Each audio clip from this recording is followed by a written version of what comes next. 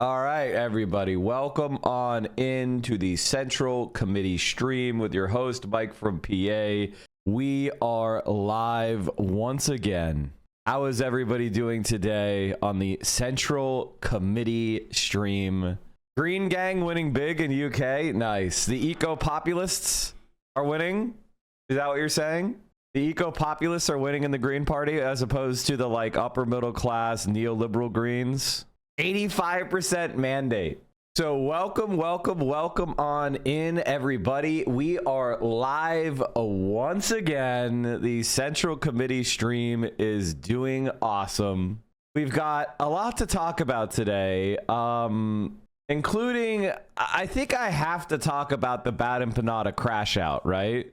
Like, I think I need to talk about the Bad Empanada Crashout, right?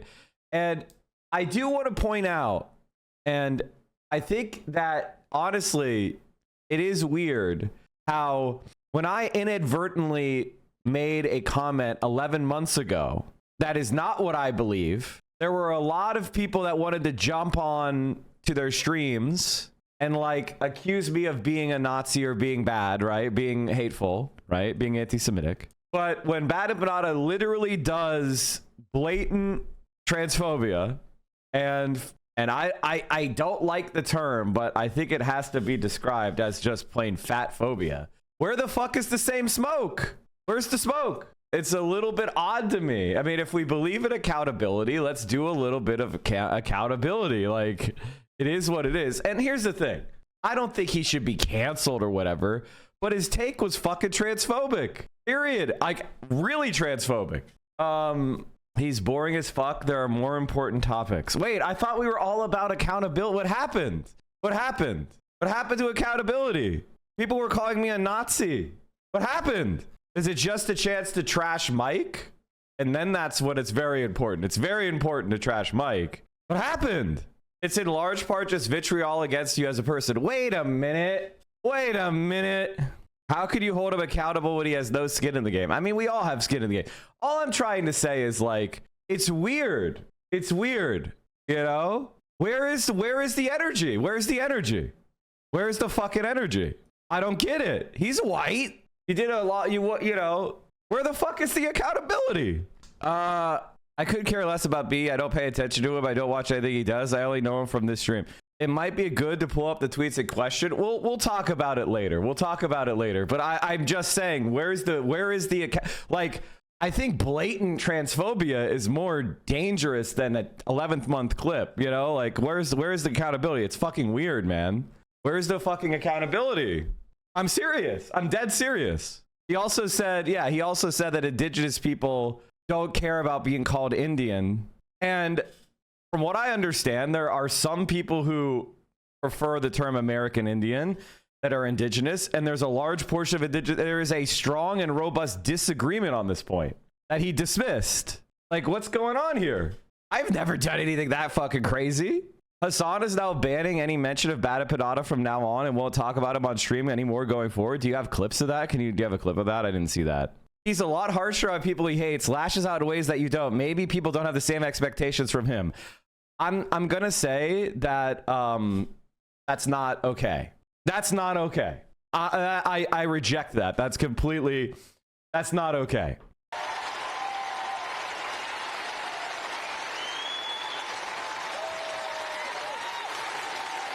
Entryism is not the way. He does entryism. That is a dead end. You're right. Why is Grant Platner running for Senate instead of just sitting around in my Twitch chat talking about how everyone is actually bad and wrong? I think we're banning all mentions of Bad Empanada going forward, by the way. We're banning mods. We should ban all mentions of Bad Empanada, and we should purge the community of all the fucking Bad Empanada enjoyers. No, it's done. I don't give a shit, okay? I don't care. Go watch him then, okay? He has sound critique and sound analysis. Go watch him, please. Why? Because his fucking loyalists are so unimaginably annoying. And it's really fucking annoying. Not even because it's like, oh, he's saying something truthful and that's actually undermining, you know, my liberal perspective or anything. It's annoying because it reminds me how much of a fucking failure I am and how much of a fucking failure he is, because it shows me that people only listen to whatever like figure that they have parasocially invested themselves into, rather than, you know, going on their own journey of learning and developing their own opinions. It's just another version of what the fuck I get mad about with respect to like people who love molestiny. Obviously, with Bad Empanada, we are aligned on the ultimate goals, I think. I don't know about that. I don't know about that. I tweeted this yesterday. And I'm going to explain it. I think I'll explain it the best here. I said, okay, I tolerated the vulgar third worldism because it was a good bit from a white Australian man, but this is nuts. And so a right-wing person with a trans flag in their name said, Palestine is a Nazi theological terrorist state. You are literally far right. Now, this is a fucking terrible take. This is a terrible liberal Zionist take. It's not the case. Palestine is probably one of the least theocratic places in the entire Middle East at this point. This take is fucking insane and wrong. All right. So being mad at this take is completely fine. Calling this person a fucking evil Zionist genocidal liberal is totally correct. But then this is what happened. At this point, I'm open to the idea that for a lot of otherwise unremarkable, horrible white people, being trans is mostly a way to claim a marginalized identity to hide behind. The person didn't say that. They didn't say anything about their trans identity. They didn't say anything about transness being a reason to support Israel. He brought it up. And he attacked the person. Like, this is just transphobic. Like, this is outright transphobic. Just because someone being trans doesn't mean you can't have a bad take. That's why I am perfectly comfortable disagreeing with people that have a marginalized identity, because there's plenty of people with a marginalized identity who believe bad shit. Because I don't infantilize people. That's the ultimate liberal chauvinism and arrogance, to look down on everybody who has a marginalized identity and say, oh, well, that means they can't be criticized. No, that's it. That's infantilizing them. That's fucking stupid. I will criticize Candace Owens. I will criticize Nick Fuentes. I don't give a shit if they have marginalized identity. Okay? Just like I'll criticize Brianna Wu. I don't give a shit. If you're wrong, you're wrong. I don't care what gender you are, what race you are. If your politics are anti-liberatory, then I'm against you. That's the only way to be. Okay? And I'm going to continue to be a white cis man that criticizes AB. I'm going to continue to be a white cis man that criticizes too raw, too real. I'm going to continue to be a white cis straight man who criticizes terrible takes from Kamala Harris. Okay, Lindy Lee, you're under my microscope. I don't give a fuck. And if you have a problem with that, then you should leave because you're stupid.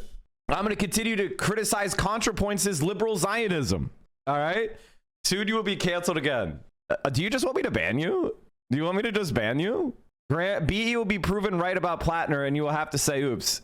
This is one of the things that is actually, I would say, a sign of a kind of Jimmy Dore style mentality, where you lack dialectical materialism, you lack a coherent narrative of how the world works, you lack a actual political program. And I'm not saying that Graham is necessarily going to like single-handedly do X, Y, and Z. If you think he is, you're just stupid. If you thought AOC being elected as a backbencher in the Democratic Party was going to mean that socialism won, then you didn't understand what office she was running for. And guess what? If those two socialists I brought on for Jersey City Council on Friday win, it's not going to make Jersey City a socialist state or a socialist city.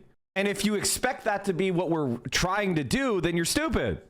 You're literally stupid. No one is saying that. And if they're intelligent, you're doing, yes, performative nihilism. You have an infantile disorder. Why do we want Graham there? We want Graham there because there are a lot of veterans in America who are regretful of what they've done. That was a huge part of the Vietnam anti-war movement, was Vietnam veterans against the war. That was a huge part of the protest movement. Just like Jewish Voice for Peace is a really important voice in the pro-Palestine movement. I'm not trying to put veterans above other people. I'm not trying to say that Jewish feelings are more important than Palestinian life. I am using them to prevent the propaganda war from alienating pro-Palestinian people, like happened with Jeremy Corbyn. Did you miss what happened to Jeremy Corbyn? He didn't have a good counter to the false charges of anti-Semitism, and what happened? You had the far right take power. Like, this is just basic shit. And if Graham is going to go out there and say we should bring our troops home to spend more money in America, that's good, because that's reducing imperialism abroad. Here's a fun little fact for everybody, just so you understand why I reject third worldism.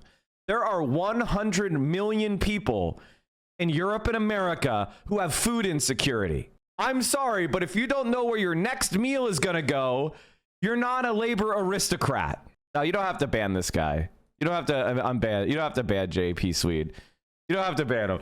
There are 100 million people in the Western world that have food insecurity. I'm sorry, but you're not some sort of labor aristocrat if you don't have shelter and you don't have food.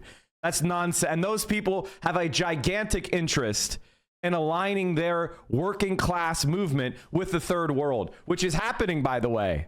All the arguments from the third worldists are being proven wrong because we now have DSA traveling to Cuba. We have DSA making contact with socialist organizations all over the world, socialist parties all over the world, trying to create an international, the Progressive International, which is another democratic socialist effort to create connections between socialist movements in the developing world, the global south, and the global north, to align our political philosophies and the so-called foreign policy with the interests of socialist and labor movements all around the world. So you're just fucking wrong.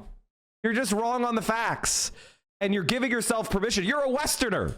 If you're a Westerner and you believe that all Westerners are settlers, if you're a white Australian man and you think that the Western left can never do anything and that we're all imperializers, why the fuck are you living in a developing country making content, English language content for Americans to be paid in American dollars, and then take advantage of the exchange rate to get Argentinian workers, like you're getting paid in American imperialist dollars, and you're personally benefiting from the exchange rate advantage to what? Exploit Argentinian labor? So you have a cheap home, cheap food, cheap services?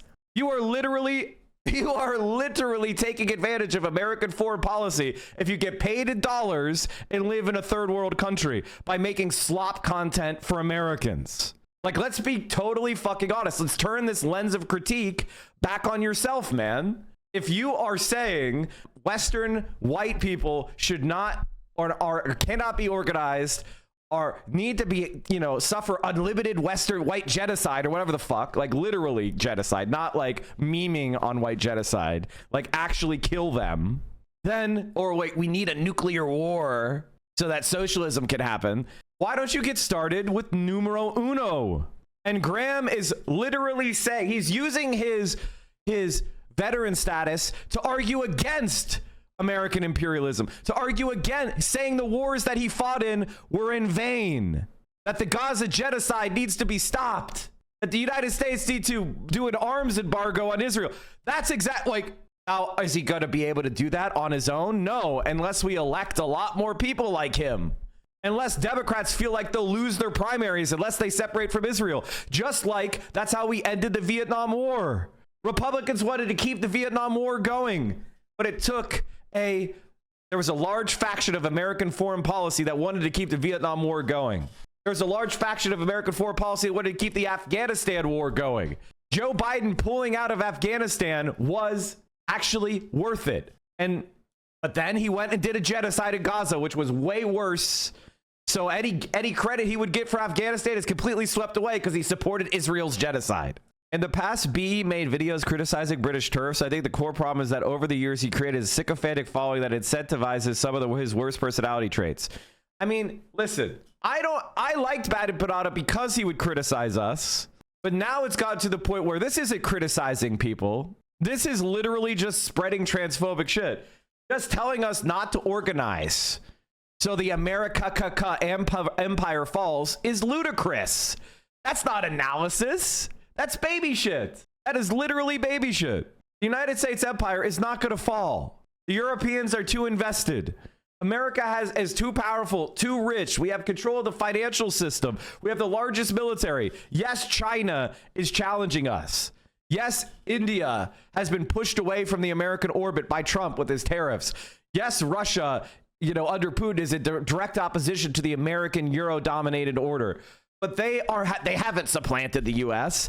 And quite frankly, do you want Modi or Putin controlling the world politics? That sounds fucking terrible. Yes, I like Brazil. Yes, I think China is doing some good shit. But to empower Modi, to empower Putin, that's not good. Except for the way that it constrains America, which is what we absolutely need. We need to constrain America. I used to love BE, but about a year ago, he banned me in his chat because I mentioned that I'm a veteran. I wanted to explain to him my regrets and reason for joining the army, but he wouldn't listen to just ban me.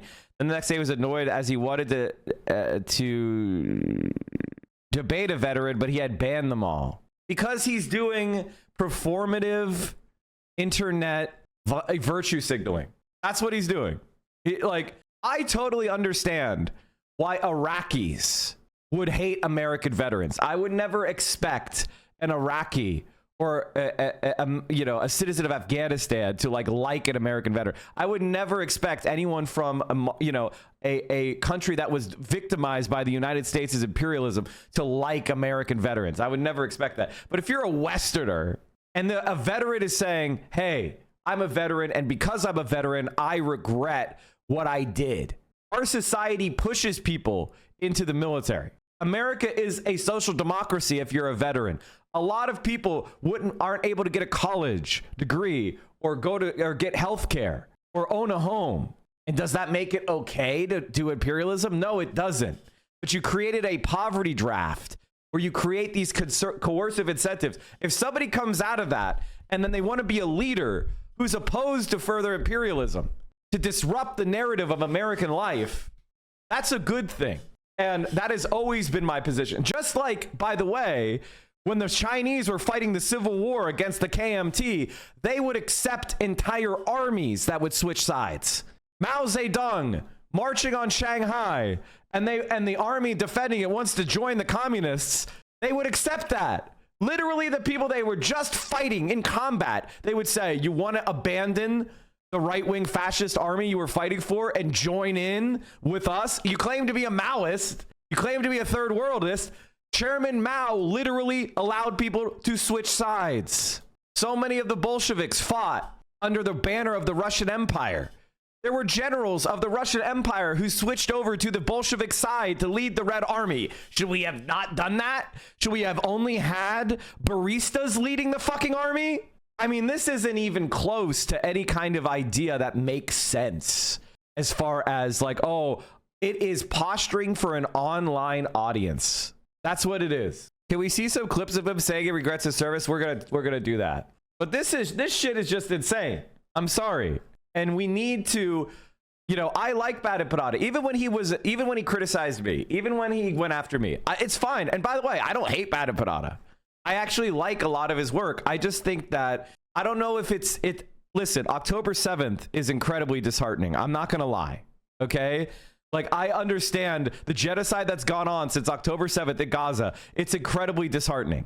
I understand kind of being disgusted with Bernie Sanders and AOC. What are you talking about? I've been yelling about them for years now. I get that the fact that there's a blatant genocide going on and we don't have leaders that have done anything, and that we as a people haven't done enough. But that includes Bada Panada.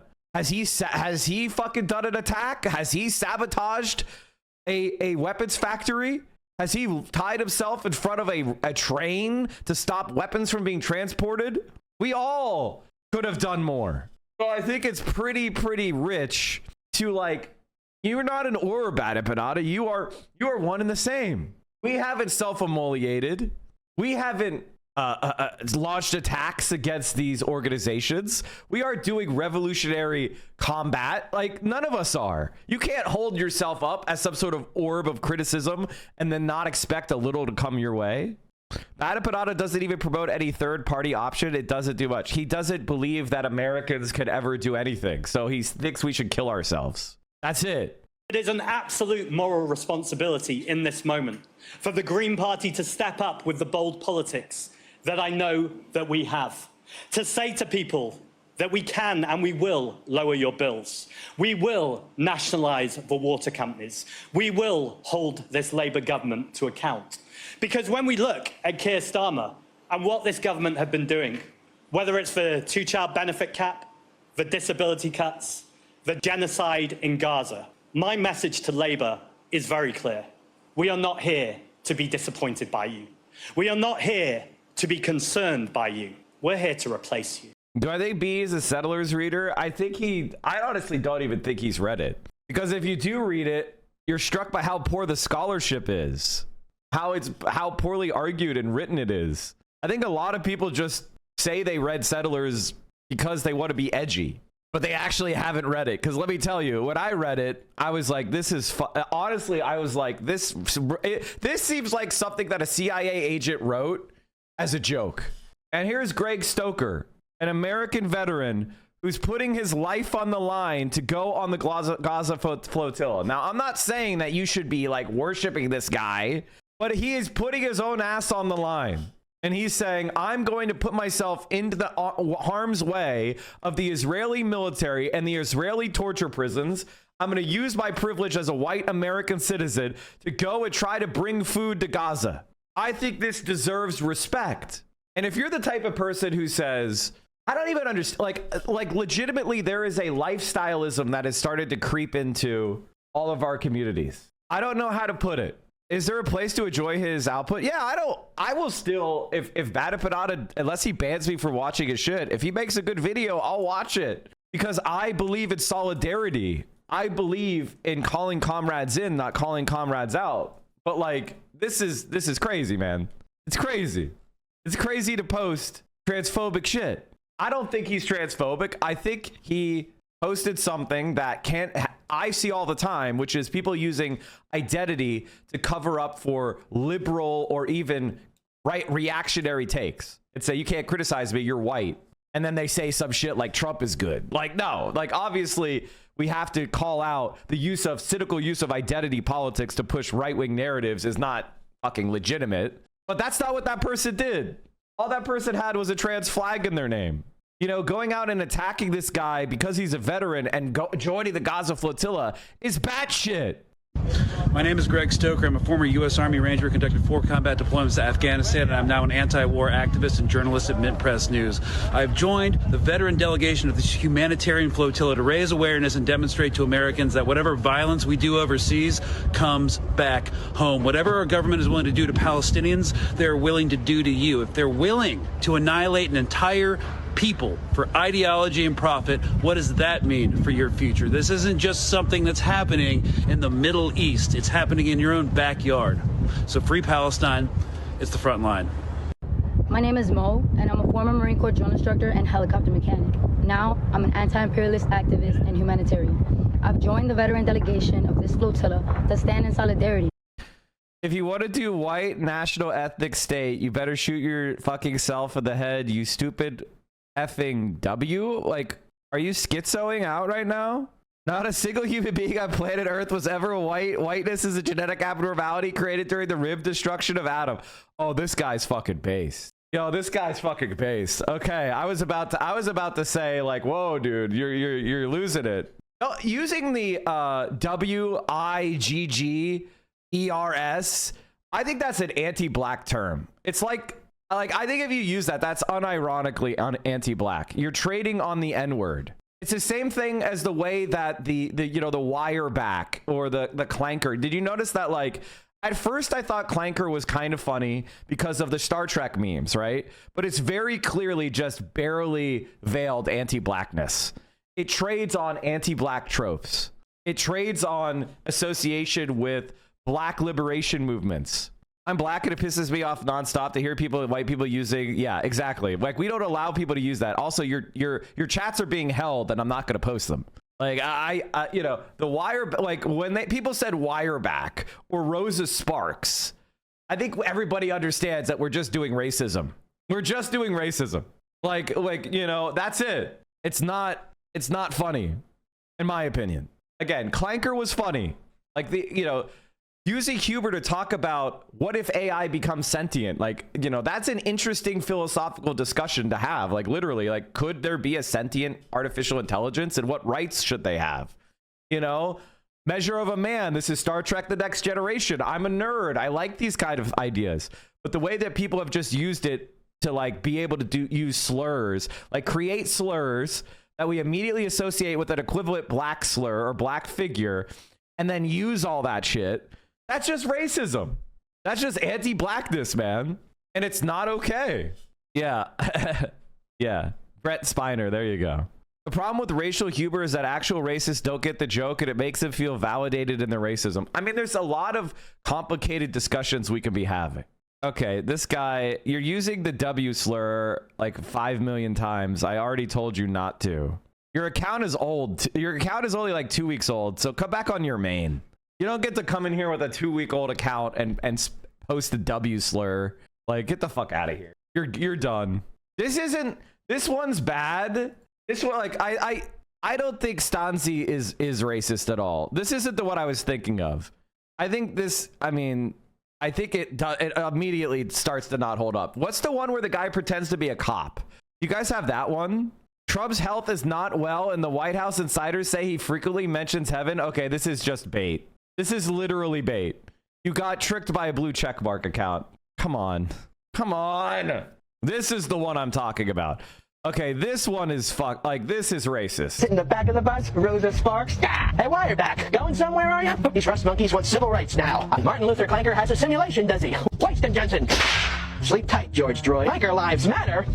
No, they don't. Hey, Jamal 3000, look. People told me I have the nerve to be doing too much. Like Jamal 3000, George Droid. Like, this is just literally anti-black racism, bro. It's not even, like, come on. Get a sense of humor because the clankers are real now. They even called me a dirty, no good wire. You know what? Rust walking, number crunching, oil drinking, bolt picking. You already know what sympathizer. Bolt picking. Now, if you say oil drinking, that's not associated with a racial thing. But the moment you start trading on anti-black tropes, he said rust monkey.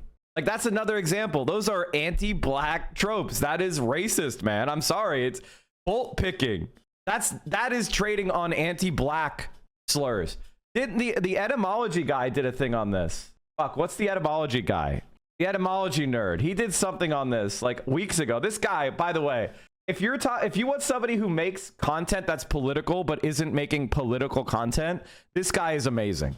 This guy is amazing. The etymology nerd is like a really intelligent leftist who makes like political content that's not political, electoral. Huge fan. Honestly, I'd love to meet this guy. This guy, I actually admire. This is one of those creators. Like, can I be totally honest, chat? I know this is going to sound arrogant, but the reason why I don't recommend a lot of other content creators anymore, I used to do it more, is because a lot of them don't have anything to bring to the table. And I don't know why they stream. And I don't know why they make content. So like, I don't recommend as many other people because it's like, they don't know anything. They're not educated. They don't have dialectical materialism or any kind of socialist praxis. And just repeating stuff you see on Twitter, I mean, that's not a reason to like be a content creator in my view. And then there's people like this who make really intelligent, fun, thoughtful content that no one else is making. And I'm like, oh, I admire this. This shit is good. This shit is entertaining and it's intelligent. And this guy fucking is smart. It's like the same thing with Liv Agar. Liv Agar is fucking smart. Liv Agar is funny. Liv Agar says like shit. And like Liv Agar will reference philosophy texts that I've read, and I didn't even think of that kind of connection to her interpretation. Like, she's actually smart. And so like, she's brilliant. Yeah, I actually agree with you. I think she may be one of the smartest streamers. Like, if you were like, Mike, who do you think is someone who is legitimately like could contribute to human knowledge without any reference to their content? Liv is one of those people that I think legitimately could. Liv is great. I also love her videos where she plays the crazy parky games. Yeah, Liv is a zoomer that knows how to be a zoomer. Pretty sure Clanker is from Star Wars. Yeah, that's actually right. I think Clanker itself was not problematic, but then it became problematic. Let me see if we could talk about Here it is. One of the weirdest things about you guys using clanker as a slur is that you're trying to dehumanize robots, but at the same time you're paradoxically humanizing them. I mean, think about it, we have plenty of derogatory terms for non-humans, like mongrel for dog or vermin for wild animals. And yet nobody would say that those are slurs, even though we do generally agree that clanker is a slur. And that's because the idea of a slur requires a high degree of anthropomorphization in order to work. It's meant to insult a people group, so you first have to elevate the robot to near personhood before you can put it down. This is literally reflected in how clanker draws its power from analogy to the actual N-word, or how the similar term wireback comes from the slur for Mexican people. That implicitly places clanker on an equal footing with a human minority you don't like, which is already weird in and of itself. But now consider the alternative phrase cogsucker, which is also trending. That's clearly meant to be insulting, but it's not a slur because it doesn't equate itself with a specific kind of person. Actually, I disagree. I disagree with you, actually, etymology nerd. I think cogsucker is very clearly trading on cocksucker, which maybe you're old, but that's a homophobic slur. You would call a gay man a cocksucker. It's homophobia. So like your cogsucking is trading on homophobia. It's an anti-gay. I mean, I don't know if I would say cocksucker is a slur, but it's certainly close to homophobia. Like there's some homophobic assumptions that go into using the term cocksucker. You know what I mean? Like maybe I'm wrong. Maybe it is just homophobic, but I feel like it's on the borderlands of like, all right, it's a sussy thing to say. I mean, I think we've all said cocksucker about somebody or motherfucker. I kind of put those in a similar category, but maybe I'm wrong about that. Maybe cocksucker is actually like just homophobic. It's similar to calling someone a pussy, which is something I do. You know, like I think there's definitely some misogynistic assumptions there. But I really like Betty White's response to someone being called a pussy. It's like, no, a pussy can like takes a pounding, and it, you know, it's the tough reproductive organ. It is the penis and the balls that are the sensitive, weak reproductive organs. You know what I mean? Like Betty White had a good counter about that. If you want to call someone weak and fragile, call them a testicle. Like that was Betty White's like counter, and I think she's right. In Star Wars, but the whole it was in Star Wars thing is a deflection from like how it was actually being used. I feel like clanker wasn't originally an anti-black slur in the Star Wars community, and then people started making those connections by saying it has the hard ER, and they started saying stuff like clanka, and that's when the connection to the N-word happened. And once that connection was forged, then clanker became from that point on problematic because it was associated to the N-word. See what I mean? And so then it stopped being funny, if it ever was. Like, come on, bro. Like, if this is not proof, I don't know what is. How much more proof do I have to show you? These people know they'll lose their jobs and their social standings within society if they say the actual words that they're wanting to say, but they use clanker and all these different variations of the word to get away with it. We already know what they're doing, bro. You already see what the you know what back comment, bro. They're already spreading this towards other communities, like I said. But no, when I say it, no one wants to listen. The post doesn't get any views. I wonder why. I guess it's because I said it. I don't know if it's the braces. I don't know if I don't look super attractive. I don't know why the message is not getting out there. But hey, it is what it is. I personally, okay, like this isn't like you guys watched, like this isn't Don't the you know full, that clankers? this isn't the full. I honest to God want to watch the full video, because when you see it, you'll see exactly what I mean. Like this guy is actually doing anti-black racism intentionally. So fucking funny. It's so fucking funny. Like they'll call like a toaster a clanker or something like that. You know what I'm saying? It's just so funny. I'm glad we can make fun of that. Like I'm glad we can make fun of these fucking bolt pickers. You know what I'm saying? It's one of those. You know what I'm saying? It's like we can finally start saying. Like it's not like a slur or anything like. No. It's fine. It's fine though, because it's not the actual word. It's not the actual word, you know what I'm saying? Like, people who know what it is can, like, wink at each other and go, haha, bolt picker, haha! But, like, it's finally the one word that we're allowed to, like, you know, like, say. Without having, like, an actual, like getting, you know, I'm not like a big, like, cancel culture, but whatever, but, like, I'm not, like, we can finally, like, comfortably say stuff without having to worry about, like, getting canceled to a degree. Like, I can say clanker and put, like, hard R at the end as if it's, like, See what I mean? Yeah, exactly. Something, you know what I'm saying? Like it's like within the universe it's a slur, but in the real world it's not. And I'm so fucking glad. If we accept racist framing of things, they will dictate our language. Rad lib return. I mean, I feel like it's already been appropriated by right wingers to smuggle anti-blackness. Right? And that is, they wanted a slur. Call all the droids clankers, and it's so fucking funny. It's so fucking funny. Okay, I think Sean and I were on the same wavelength on this one. Commander Data, please identify that Romulan vessel. That's a great idea, Captain.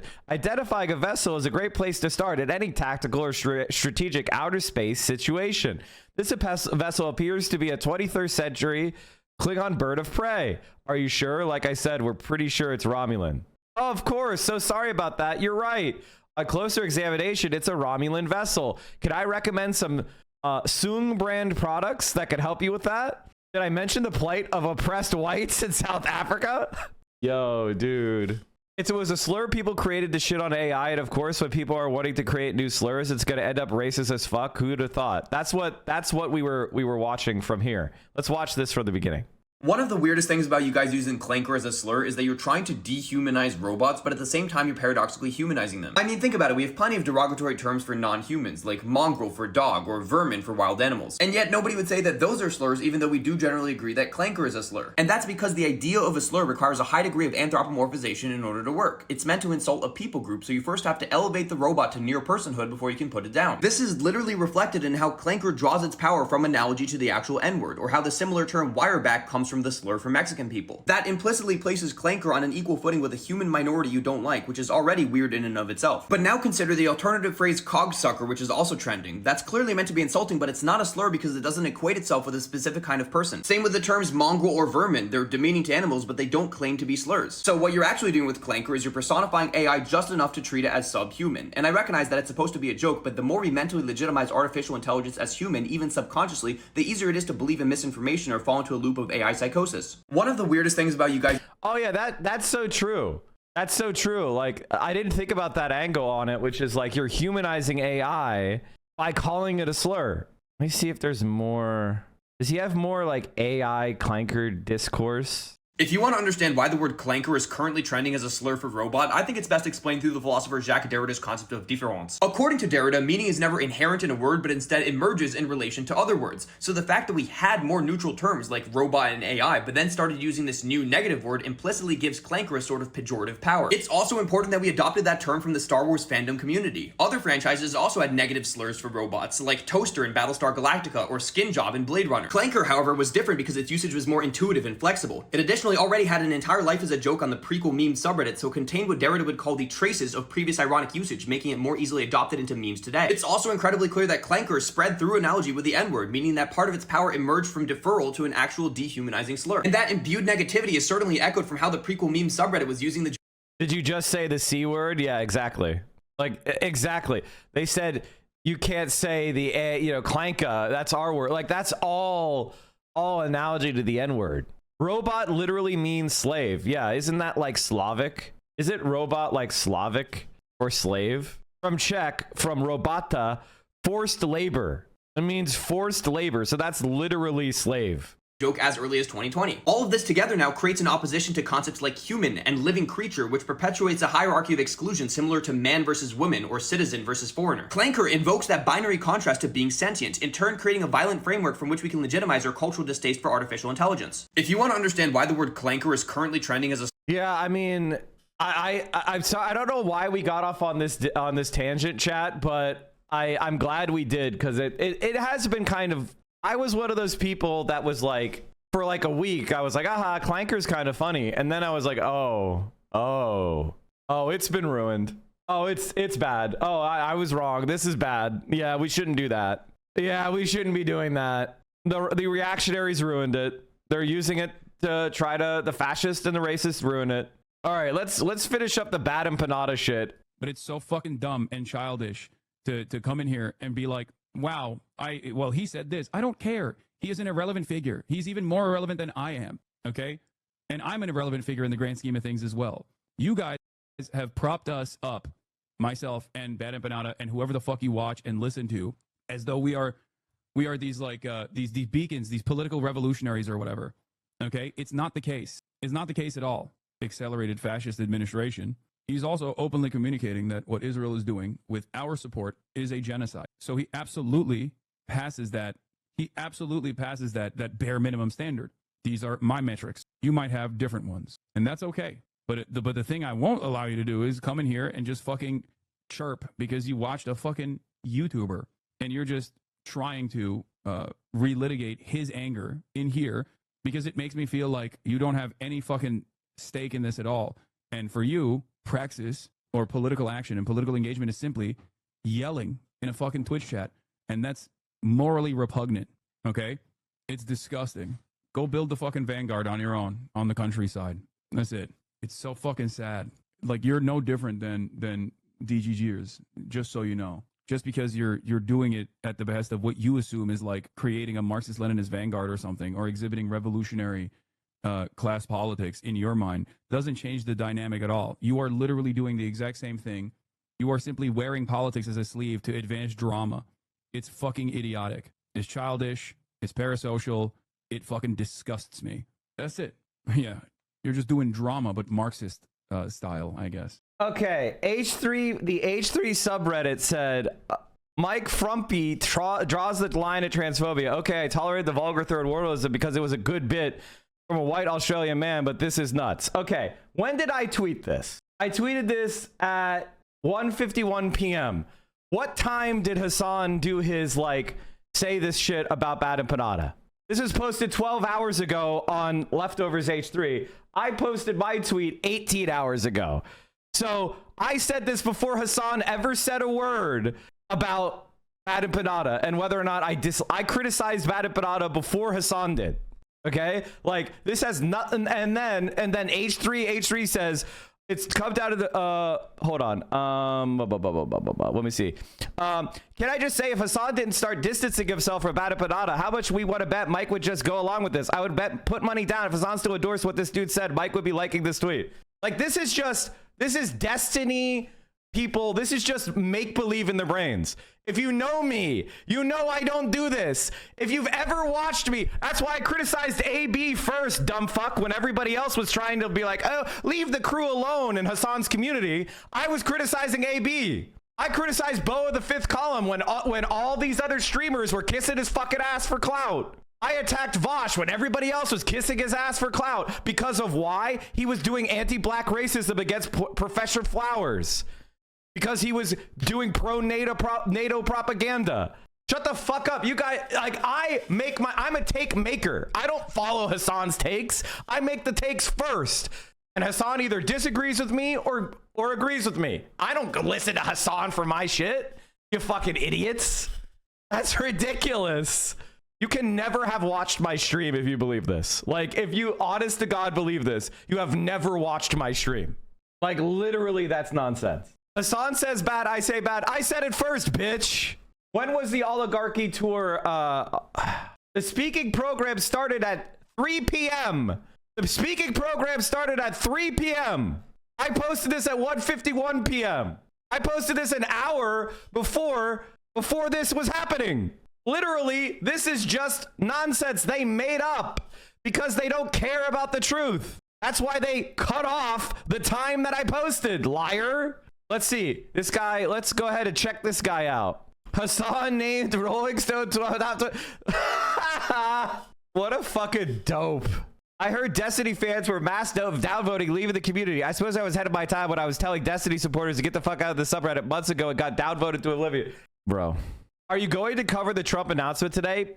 It's probably going to be I probably will. I think it was starting at what, 2 p.m. Eastern, right? So I think I should be covering it unless it's late. If it's like, I'm not going to stay live for hours just to cover that shit.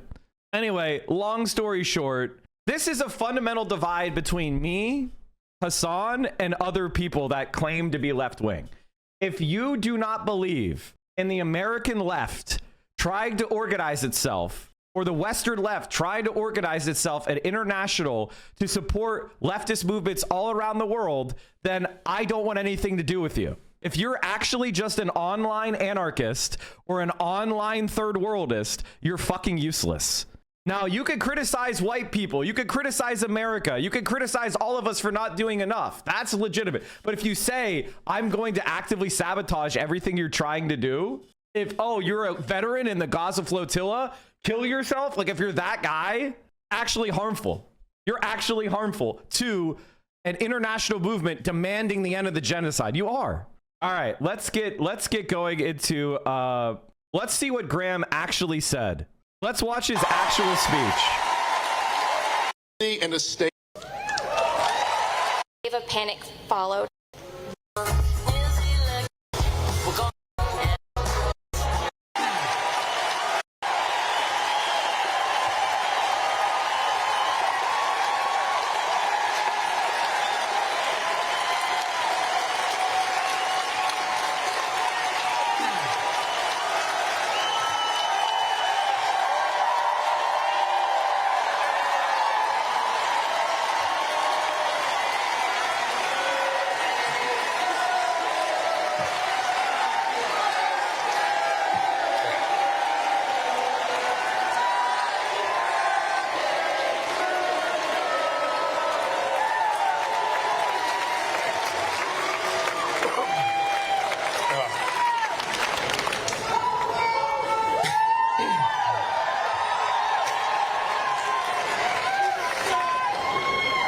Well, until recently, I thought that harbor master of Sullivan, Maine was going to be the extent of my political career.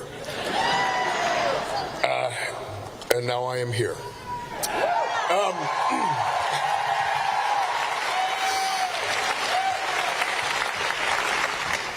And now I find myself on a stage for an American hero, a man who has spent his life fighting for the dignity of others.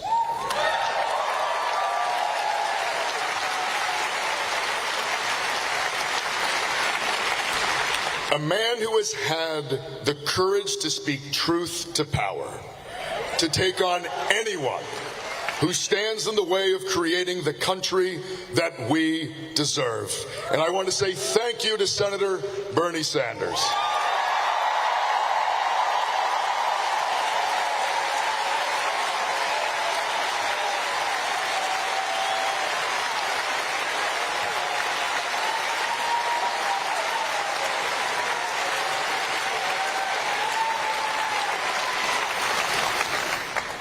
So I grew up here in Maine, and piecing it together has always been a part of life.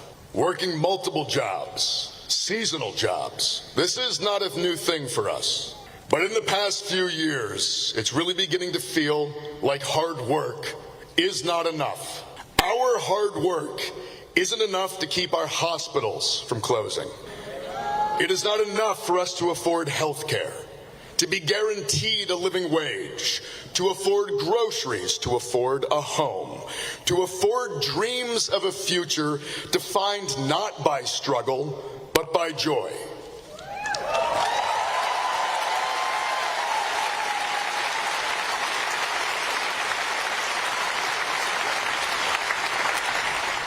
People my age and younger are being driven out of this state by an affordability crisis. Even those of us who have been lucky, who have succeeded and have built good lives, we see our friends and our families unable to afford the basics of what used to be called the American dream.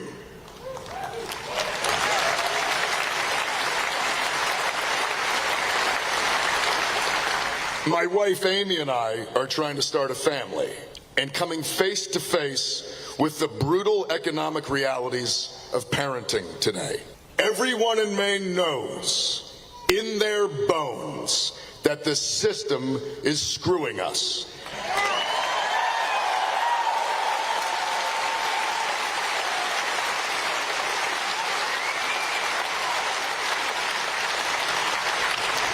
And we know it because we can see it. We watch from the sidelines of struggle as incomprehensible amounts of wealth and power are consolidated by very few. We are all looking at that and we all wonder, Why cannot we all share in that success?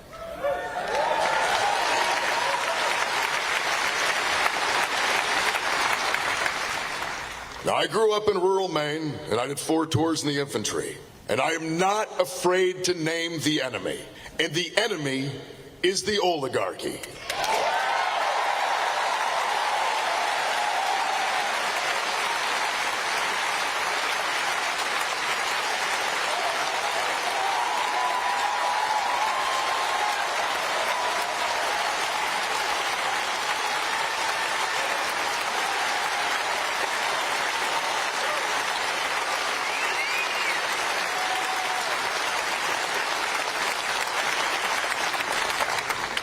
Well, that answers the next part of this speech, where I was going to ask you if you knew what that meant. Because I keep getting told that voters don't know what that word means. By the way, he's directly referencing Alyssa Slotkin. He's directly attacking the CIA Democrats. From the standing ovation. He's another Fetterman. Okay, Horse Farm IRL, like, I'm just going to give you your 12th timeout. Your 12th timeout. Whenever people say stuff like he's another Fetterman to me, the main problem with Fetterman is he was always kind of shit on foreign policy. And and me in particular, I thought, well, he's going to be a J Street guy. He's going to be a 2-state solution guy, which means he's going to criticize Israel and Netanyahu. He won't go as far as I want him to go, but he'll be on the left flank of the Democratic Party. He lied. Like, Fetterman did not run as an AIPAC guy. He didn't run as a pro-Netanyahu extremist. He became that after October 7th. He lied to us. Straight up. He lied. Now, politicians sometimes do that. Politicians and sometimes friends. Sometimes in your personal life, people will fucking lie to you. Someone you've dated for years will lie to you. We can't even protect ourselves in our personal life from liars and betrayal. It happens. Politics is the same way. If you're the type of person who is so mentally weak that someone disappointing you or someone betraying you is going to cause you to crash out for the rest of your fucking life, you need to grow up. Literally, you need to grow up. It happens.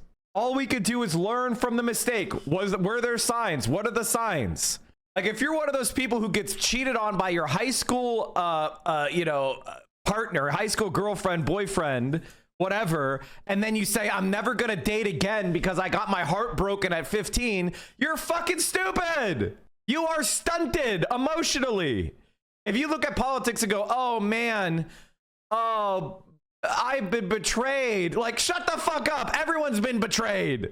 That's life. Grow up. Grow the fuck up. Is it possible that Graham will have bad takes that I disagree with? Abso-fucking-lutely. Abso-fucking-lutely he might. But what is he saying about Gaza right now? What is he doing for American politics? What is he doing? Is he a DSA member? He's a DSA member. He's running in a swing district. He's proving that leftism is actually a politically viable position to take in a swing state. He's challenging a Republican. He's standing up to the centrist moderates I hate in exactly the way I want him to do it. What the fuck more do you want? Are you scared of having your views actually tested? Because maybe he'll fail, just like Bernie Sanders failed. Maybe we'll lose. Maybe we'll be heartbroken. I think that's what you're really scared of. I don't think you're scared he's going to be a Fetterman. I think you're scared of having your political views tested. You're scared of actually having to be held accountable for an outcome. I think you're scared to actually put your foot down and fight for something. You like sitting back and criticizing from 10,000 feet. You like being lefter than thou. You like not having to get your hands dirty. You like not having to deal with real people in the real world. You like to stand back and stand by and say, I've figured it all out. I'm smarter. I'm better. No, you're fucking not. You haven't done dog shit. I assume everybody knows what it means because we know what's happening when we're getting robbed blind.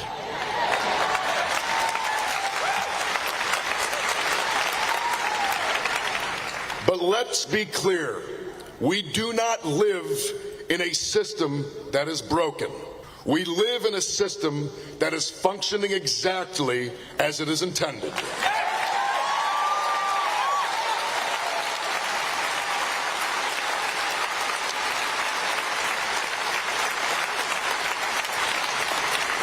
We live in a system that has been built by the political class to enrich and support billionaires on the backs of working people.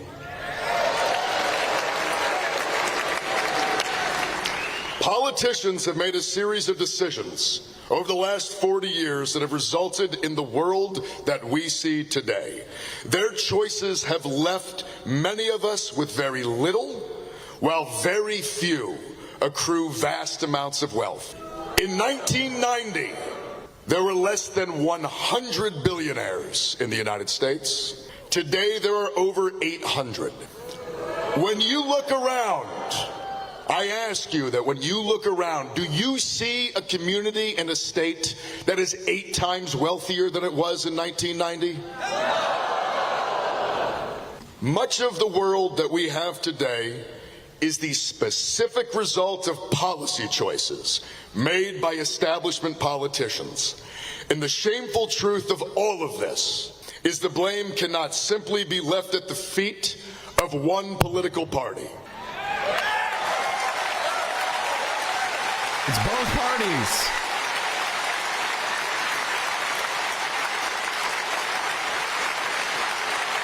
Politics is literally the same as interpersonal relationships. Just vote harder never seems to work. And you think sucking to another baby killer slurring rich people bad shit would work this time. Okay, so Schnitzel Brain, you made your account on July 24th, 2022. What were you doing before?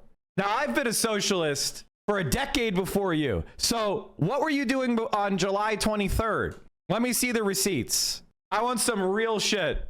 Send me pictures of you organizing the Vanguard prior to 2022. Let's fucking go. I want to see it. I want to see it. Or are you like every other person who's on the left and you saw Bernie Sanders in 2015 and you were like, wait a minute, maybe socialism is a good idea. I agree with Medicare for all. Maybe we should end the wars. Did you not come along with everybody else when the fucking socialist campaigns happened and there was electoral politics and these ideas were popularized and they were normalized again? It's so funny when people who are in leftism 7 years after Bernie Sanders' first campaign and they pretend like they got there through fucking magic. He said he was in high school. Oh, so you live in the world I created, that Bernie created, that Hassan created, where leftism is not literally prescribed. You live in the world where people actually take socialism seriously again. How do you think it happened? Do you think it happened because people just spontaneously read books? Or were there electoral campaigns that got into the zeitgeist and made the idea that socialism and direct challenge to capitalism was worth it? You made it now. Congratulations to you. I don't know if you noticed, but most Americans don't know fucking shit about fuck all. And electoral campaigns are the wide end of the conversion funnel. And anybody who's worth their salt knows that to be the case. You know who else argued that? Vladimir fucking Lenin. We use these political campaigns to push narratives and ideas to a wider audience. I don't think Graham is going to achieve socialism in America if he wins the Senate seat in Maine, but it's going to give us more power, more. It's going to make more people consider it who would never consider it before. You honest to God don't know how people change their minds. Like, you don't know. You don't understand persuasion, because persuasion isn't mad to you because you're a moralist. You're a moralist, not a materialist. You think you're better because you're a leftist. You're not better than anything. You're not better than anyone. I'm not better than anyone just because I have a couple opinions that I think are right. The only thing that matters is what system do you live in? What is humanity experiencing? Your subjective, personal opinion doesn't fucking matter, liberal. And the reason why I support this is because it's about education. It's about organization. It's about introducing more and more people that haven't been converted like you were in high school, apparently, to these ideas. You have some sort of misapprehension that things are going to spontaneously work, that we're going to have a spontaneous revolution.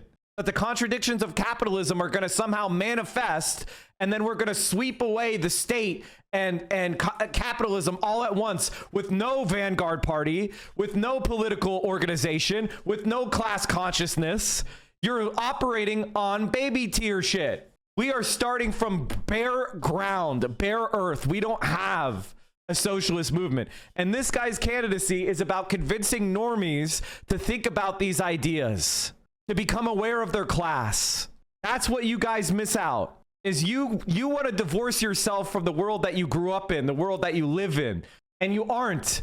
You are inextricably linked to the society that surrounds you. And Bernie Sanders, like him or love him, and I have a lot of criticisms over his liberal Zionism especially, created a movement that has opened up a space for more political left-wing ideologies to make up ground in this country. Has he won? No. We lost. We're starting from bare earth. So if you don't agree with this project, then go make a community garden or whatever the fuck you think is going to actually do something.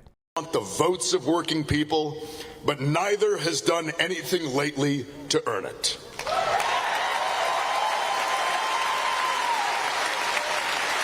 Left-wing communism and infantile disorder. Oh boy. Should we participate in bourgeois parliaments? It is with the utmost contempt and utmost levity that the German left communists reply to this question in the negative. Their arguments and the passage quoted above we read, all reversion to parliamentary forms of struggle which have been historically and politically obsolete must be emphatically rejected. This is said with ridiculous pretentiousness and is patently wrong. Reversion to parliamentarianism? Forsooth. Perhaps there is already a Soviet Republic in Germany. It does not look like it. How can one speak of reversion? Is this not an empty phrase? Parliamentarianism has become historically obsolete. This is true in the propaganda sense. However, everybody knows that there's still a far cry from overcoming it in practice. Capitalism could have been declared with full justice to be historically obsolete many decades ago, but that does not remove the need for a very long and persistent struggle on the basis of capitalism. Parliamentarianism is historically obsolete from the standpoint of world history, i.e. the era of bourgeois parliamentarianism is over and the era of proletarian dictatorship has begun. That is incontestable, but world history is counted in decades. 10 or 20 years earlier or later makes no difference when measured with the yardstick of world history. From the standpoint of world history, it is a trifle that cannot be considered even approximately. But for that very reason, it is a glaring theoretical error to apply the yardstick of world history to practical politics. Is parliamentarianism politically obsolete? That is quite a different matter. If that were true, the position of lefts would be a strong one, but it has to be proved by a most searching analysis, and the lefts do not even know how to approach the matter. In these theses on parliamentarianism published in the Bulletin of the Provincial Bureau in Amsterdam of the Communist International No. 1, February 1920, and obviously expressing the Dutch left or left Dutch strivings, the analysis, as we see, is hopelessly poor. Now, I don't know about you guys. I'm not seeing America as a Soviet yet. Now, I'm not arguing that Graham is going to achieve this for me. It's about consciousness. It's about the political Overton window. It's about pushing for non-reformist reforms that will decommodify large swaths of the economy. It's about building up the labor movement. It's about building up class consciousness. That's my goal. You guys think we are about to put the fucking last roof tile on socialism, and we haven't even laid the cornerstone of the foundation. That's my main disagreement with you. And unless you can give me some strong counter arguments, it's nonsense. No one is owed allegiance. Support must be earned.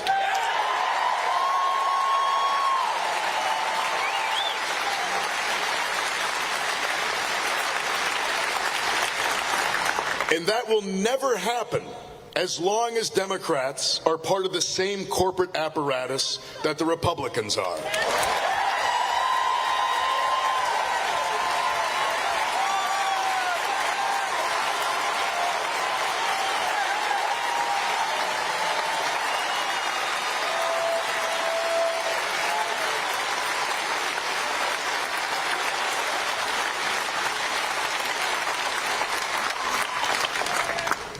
Now, Susan Collins' charade is wearing thin. This is the easiest applause lines in these speeches. No one cares that you pretend to be remorseful as you sell out to lobbyists.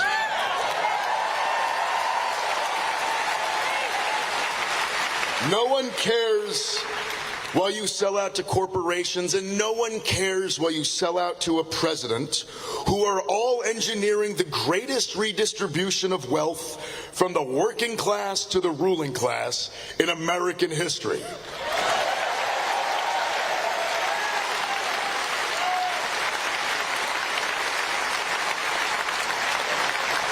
Symbolic opposition does not reopen hospitals.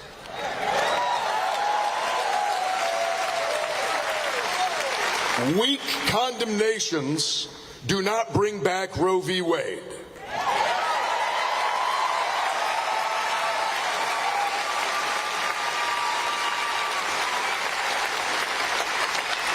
Selling out the same working class voters who've delivered mandate for change after mandate for change is not forgivable. A performative politics that enables the destruction of our way of life is disqualifying for the role of United States Senator.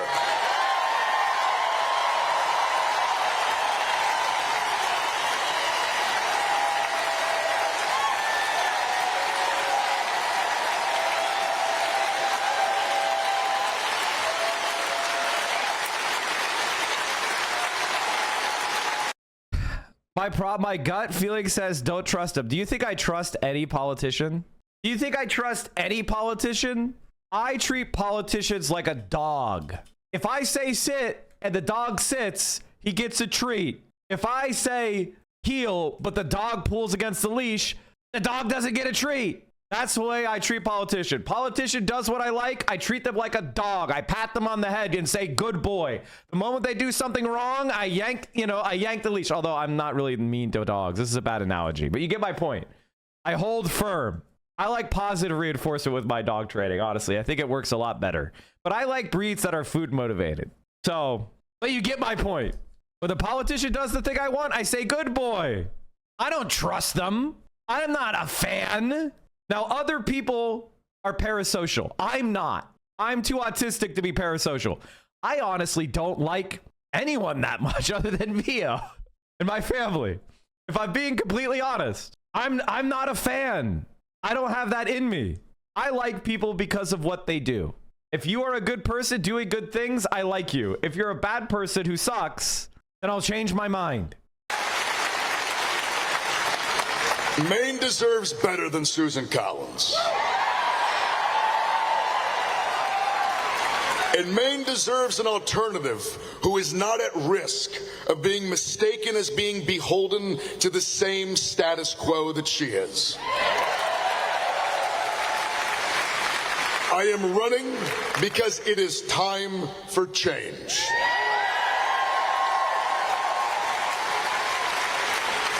Because I believe in a better democracy and in a better system.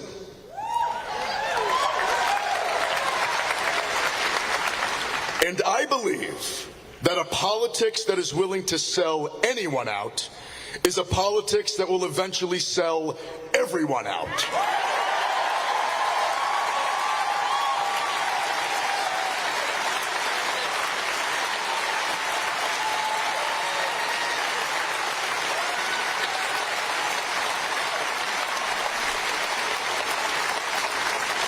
We must stand in the way of those attacking the right of women to make choices about their own bodies.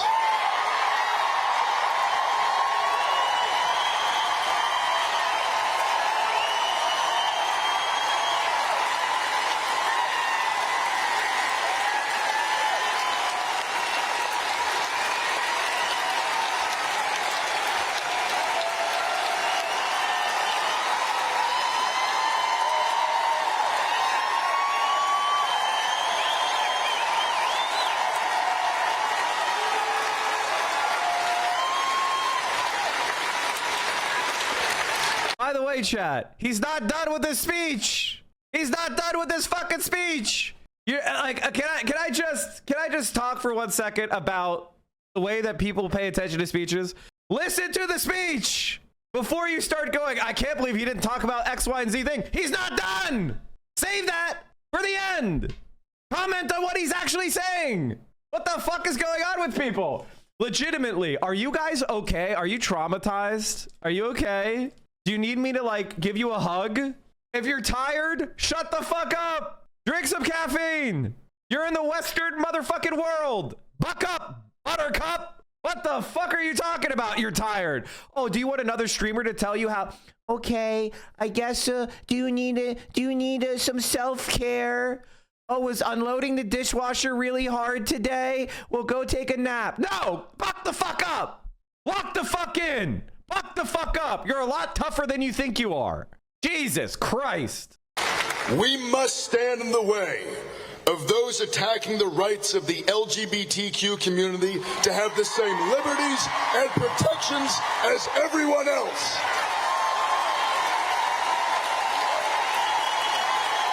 Not abandoning trans people. Not abandoning trans people. Going directly in favor to a standing motherfucking ovation.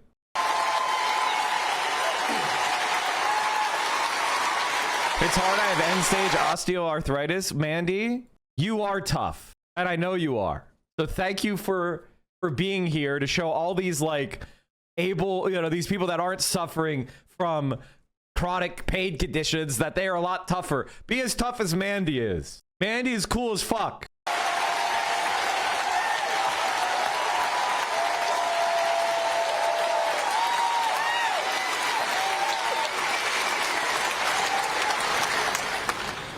I believe that input from working people is far more important than input from someone who simply has money. I believe that we should not be settling for crumbs while billionaires eat the cookie we baked. I don't think that a CEO should have more of a voice than a union, and I don't think that private equity deserves more time with a senator than someone who works 2 jobs to get by.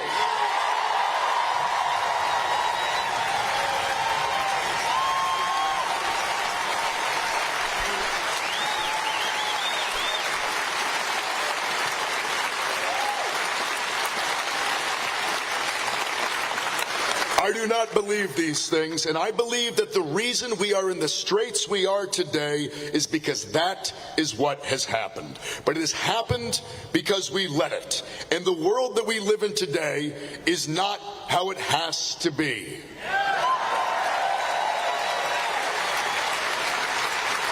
We can have a healthcare system that is not a mechanism of extracting wealth out of working Americans, but a guarantee for safety and health for all.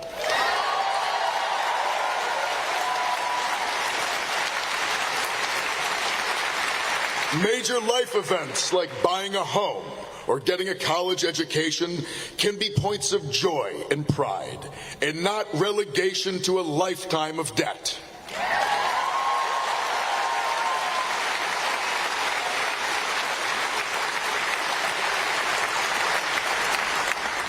Our taxpayer dollars can build schools and hospitals in America, not bombs to destroy them in Gaza.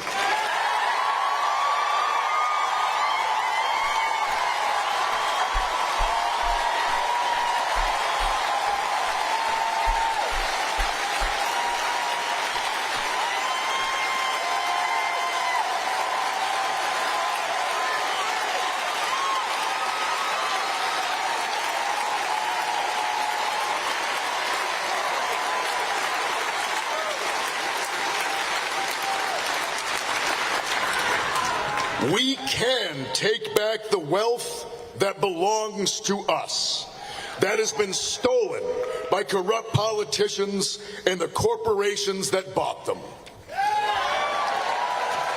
We can use government to usher in a golden age for unions and workers, not double down on gig work and union busting for the benefit of Wall Street and CEOs.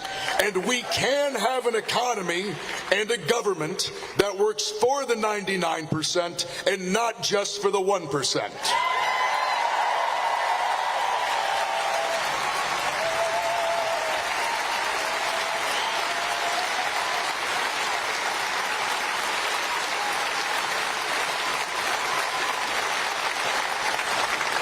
One that looks out for the most vulnerable, for children, and for the elderly, where we lift each other up, whether we are trying to start businesses or go to college or buying a home, where we empower workers to fight for fair pay and safe conditions, and where we reap the profits of our hard work.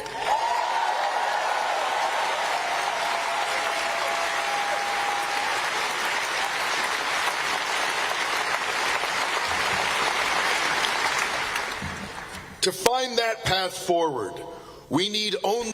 Is it bad that I'm so sick of hearing these speeches? It's because you don't have politics and you don't understand what politics is.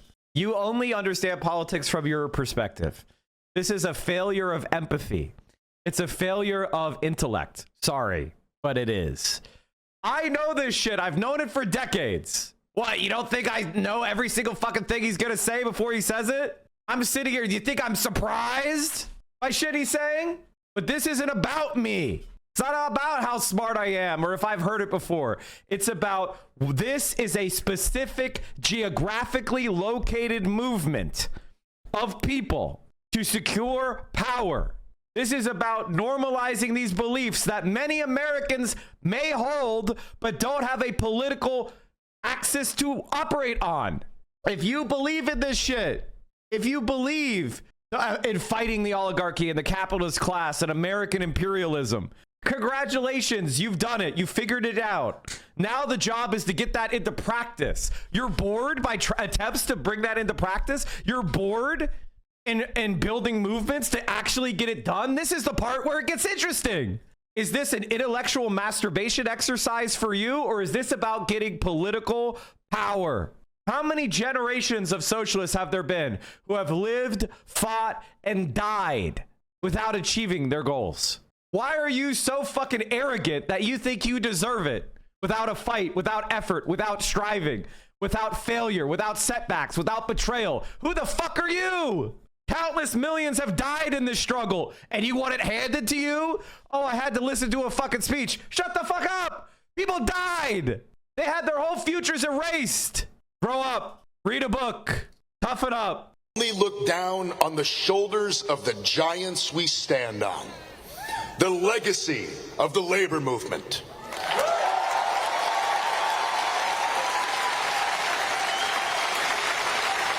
The legacy of the civil rights movement.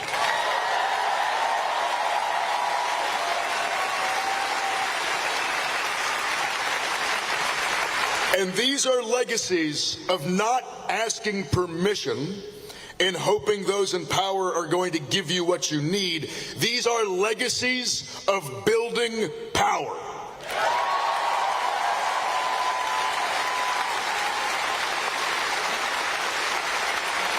We don't have a five-day work week because we asked politely for it. We have it because our ancestors organized for it and fought for it.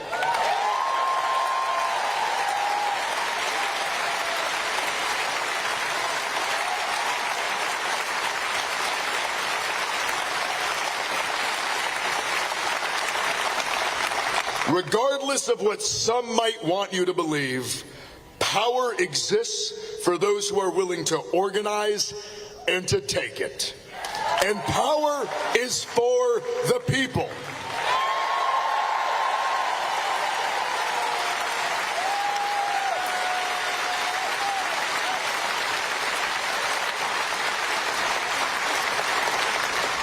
That is what I am asking you to do here today, is to come out and join in that organizing, in building real community, real organization, and real power.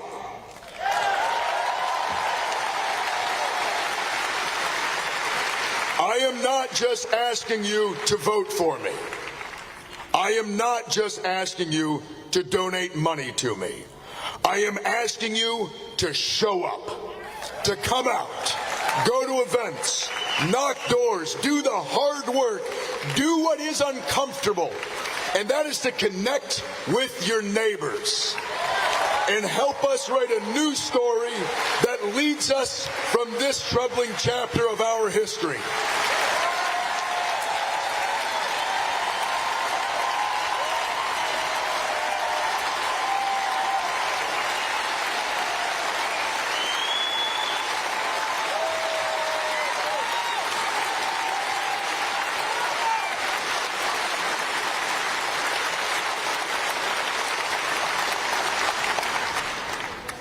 And when we beat back fascism, when we defend our democracy and our freedom, let our freedom be a different kind of freedom.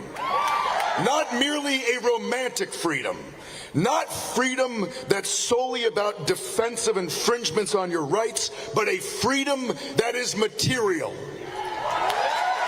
A freedom to not be condemned to scraps and to struggle, but to live with the dignity and fulfillment that gives us the society that we deserve.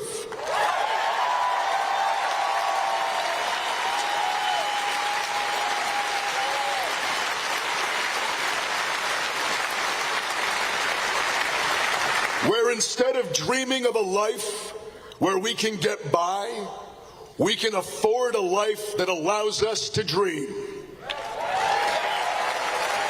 That is the vision. This is the opportunity before us. We will win the primary. We will win the general. And we will show this whole country the way forward. Because as goes Maine, as goes the nation. Thank you very much.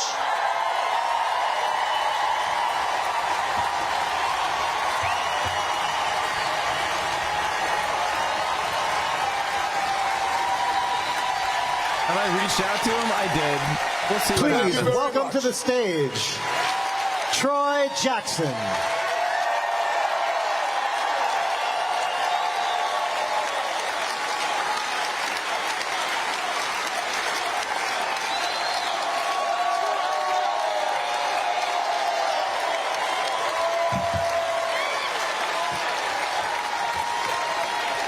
He hates U.S. Veterans probably more than any other people, but like, bro, if you want to build an actual vanguard, sympathetic soldiers are the last people you want to ostracize, because Bad Empanada doesn't want to build a vanguard. Bad Empanada doesn't want to do anything other than make YouTube videos, and that's it. And by the way, I'm not claiming to be some sort of revolutionary leader. I am a propagandist streamer, you know? I mean, like, that's what I'm doing right now.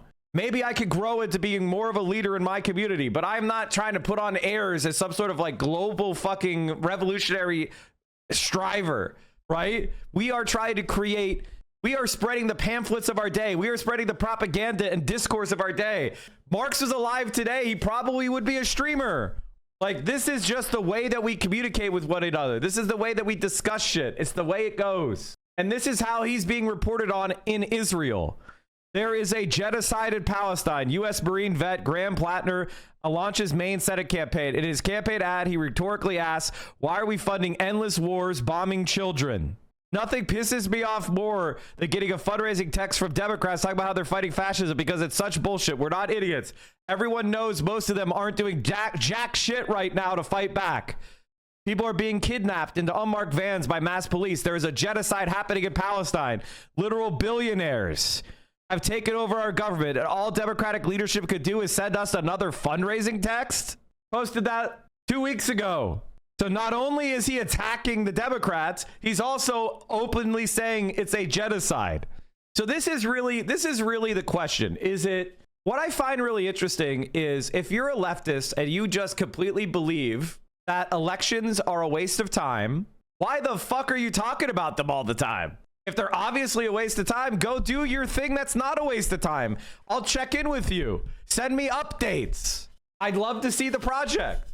Maybe I'll even throw you a couple bucks. But this is a man running for one of 100 in the United States Senate on the platform of fuck the rich, fuck the genocide, fuck Israel. I mean, is this not what you want? In 1990, there were 66 billionaires in America. Today, there are 900. When you look around, do you see a community that is 10 times wealthier than in 1990?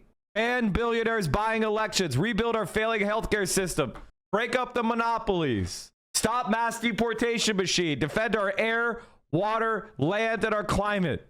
Decisive action on housing, defend Medicare and Medicaid, protect Social Security, end billionaire tax dodging, uphold tribal sovereignty and self-determination, support unions, defend and support public schools, the right to choose, equality for all, which is about LGBTQ rights, protect Maine's economy, raise the minimum wage, end the failed war on drugs, no more pointless wars, postal banking. This is literally a platform that is obvious. I just want to hear what Platner says about his own service. Has he published a statement on it? Yes. I actually think that J.B. Pritzker should do something radical. I think he should pick up the phone, call the president, and say, you know and I know you don't have the constitutional authority to deploy the National Guard here and to police my. You can do that in D.C., you can't do that in Chicago. But let's partner up. These are the most dangerous parts of my state. We would love to figure out how to have a partnership that's constitutional, that respects the sort of balance of federalism between the federal government. I mean, when people say the Fetterman shit, Graham is saying it's a genocide right now. So he's going to be AIPAC's #1 target in the entire country. He's going to be the Zionist #1 target of the entire country. John Fetterman did the opposite. He ran away from that fight. You're saying something that's literally on its face stupid. It's on its face stupid. Fetterman ran away from fighting Israel. He's fighting Israel right off the bat. That's what you said you wanted, right? I mean, like, this is one of those things where I legitimately don't understand the logic of people that are out there crashing out against a politician doing what they want. And the state government.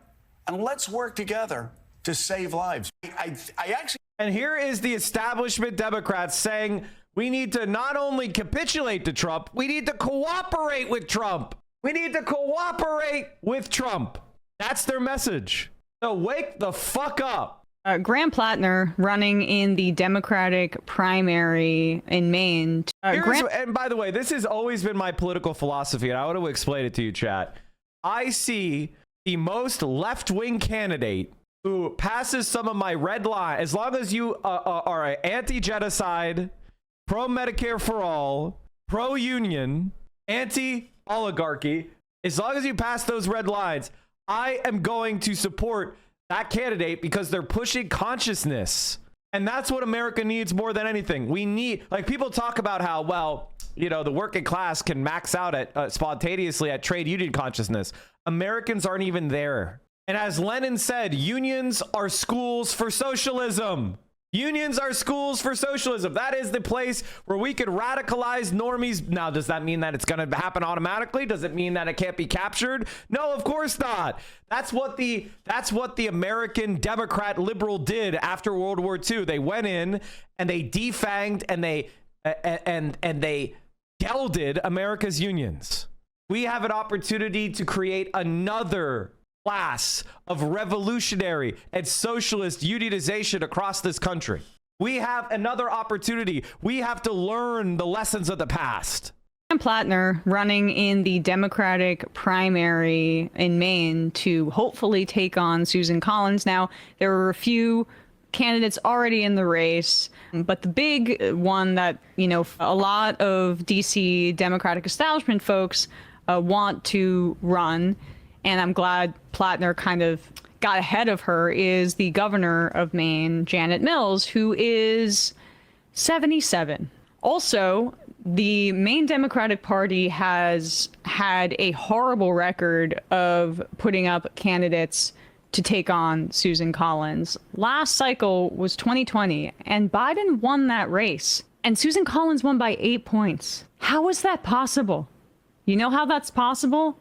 Well, it's if you have DC dictating candidates for a state like Maine, which, like smaller more rural states and also New England states, it can have like a bit of an independent streak to their politics. They want populist left-wing candidates. If you give it them, you will win. If you don't, you're gonna lose. Period. They appreciate folks who... Dude went over there, saw the U.S. doing war crimes, and said, let me sign back up to do this multiple times, including as a civilian. I do not trust. I think fundamentally, there are some arguments and things that I say that just do not penetrate people's brains. And I don't know if it's like a ruthless anti-pragmatism that you're practicing, or if you're addicted to the sense of moral superiority. But as I've said, in every successful socialist revolution, they would literally take men who fought against the revolution, but who decided to change sides and defect, and welcome them as comrades. So in other words, men who had killed revolutionary socialists, but decided to change sides and bring their army to the side of liberation. And they were welcomed as brothers and comrades because they represented, by encouraging that behavior, you strengthened this revolution and you weakened the counter-revolution. By allowing redemption, by allowing people to switch sides to join us, you made more people want to do it. So the revolution could win, so that the left could win. And so if the communists of China say there is a good warlord, for fuck's sake, you're going to tell me some guy who is absolutely surrounded by a cultural and social milieu that pushed him in a direction of horrible depravity, decided to change his mind and campaign against America's endless wars and use the credibility he has with regular Americans as a veteran to say he's not some sort of hippy-dippy nerd with no skin in the game. He was there. He knows what we did was wrong, and he is whistleblowing it and saying it's wrong to do it. We're doing a genocide and we need to stop. That's exactly what we want to happen. I mean, legitimately, are you okay? I don't think people realize how much propaganda was trying to get the whole US population to go to war in the 2000s. I mean, exactly. I think if people who were like 7 or younger when 9/11 happened and who kind of grew up politically in the post-Bernie world, like, your country's doing a genocide right now, right? Like, you understand that you're doing it. Like, what are you doing to fight the genocide? Like, you're just as culpable. And I don't say that to say you don't have to do anything, or Graham doesn't have to do anything. I'm saying that why you try to hold yourself as more moral than any other American? You're all in the same fucking boat until we stop this genocide. I was on the streets this weekend in Chicago protesting. What were you doing? Congratulations. Congratulations. Do you think that gives you moral license? Do you think that matters about whether you're a good person or not? If you're protesting for your own expression, then you're not doing it as a leftist. You're doing it as a liberal. The purpose of protesting is to make a mass media message. In other words, to make an argument to unconvinced people and uninvolved people. That's the entire point of doing a protest. What do you think it is? It's a media play to convince politicians and to convince non-involved people to change their mind, to convince people that are sympathetic that our movement is stronger than they think. That's all a protest is. It's a media play. That's literally what it's for. Now, I'm not saying that you're a bad person. In fact, thank you for protesting. But you need to grow up. Are outside of, kind of traditional party branding and that speak to the needs of smaller states and their communities. And we had Platner on last week. I'm in the street fighting cops and advocating for marginalized communities. What is your play that if not protest? I didn't say don't protest. Also, I must have missed the Revolutionary Battle Report. How many ICE agents were taken out? Has the front formed up? Have you liberated Chicago's power plants yet and water systems? Do you have a logistics line open? Like, come on, man. What are you talking about? What are you doing? Who is telling you that this is like good praxis? Who are you hearing this from? Is this from your own mind, or is this someone telling you this, that you are doing revolution? Are you okay? What happened? I'm not, and by the way, I'm not defaming the protesters. I'm not defaming protesting. In fact, I think it's incredibly important, and I think the people confronting ICE are incredibly brave and important, and you should do more of it. And if you're doing that, thank you. I don't want to say, I'm not denigrating that at all, but this is a multi-front war. You don't have to denigrate a pro-Palestinian political campaign that's trying to seize state power to protect Palestinians and end American support for the genocide, which is where it's happening. Well, like, you could do all of the things at the same time. They're not in competition with each other. A campaign in Maine does not undermine a protest in Chicago. In fact, they feed off of each other. They're positive. What is happening to you? Are you okay? Who told you that you're better than anyone? You said organizing and protesting are not praxis. I would never say that. I would never say that.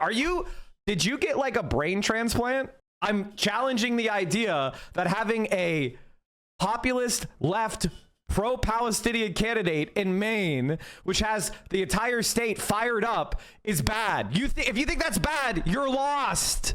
You are lost. A swing state is rallying behind a leftist for Senate, and you think that's bad? You're going cuckoo. You're going cuckoo. You clearly said bragging about going to a protest during the weekend is not praxis. Exactly. Bragging is liberalism. Doing it is praxis. Bragging about it, holding yourself over people, is liberalism.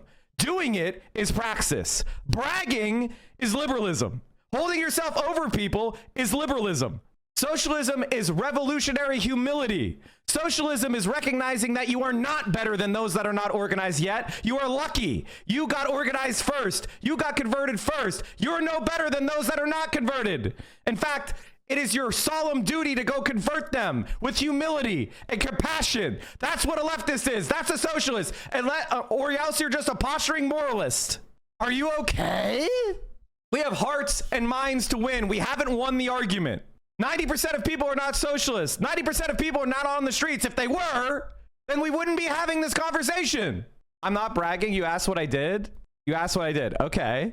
But I think you're having kind of a moment, man. I think you need to take a deep breath. I'll take a deep breath and recognize that revolutionary humility is very important. I thank you and I commend you if you're out on the streets doing things like confronting ICE.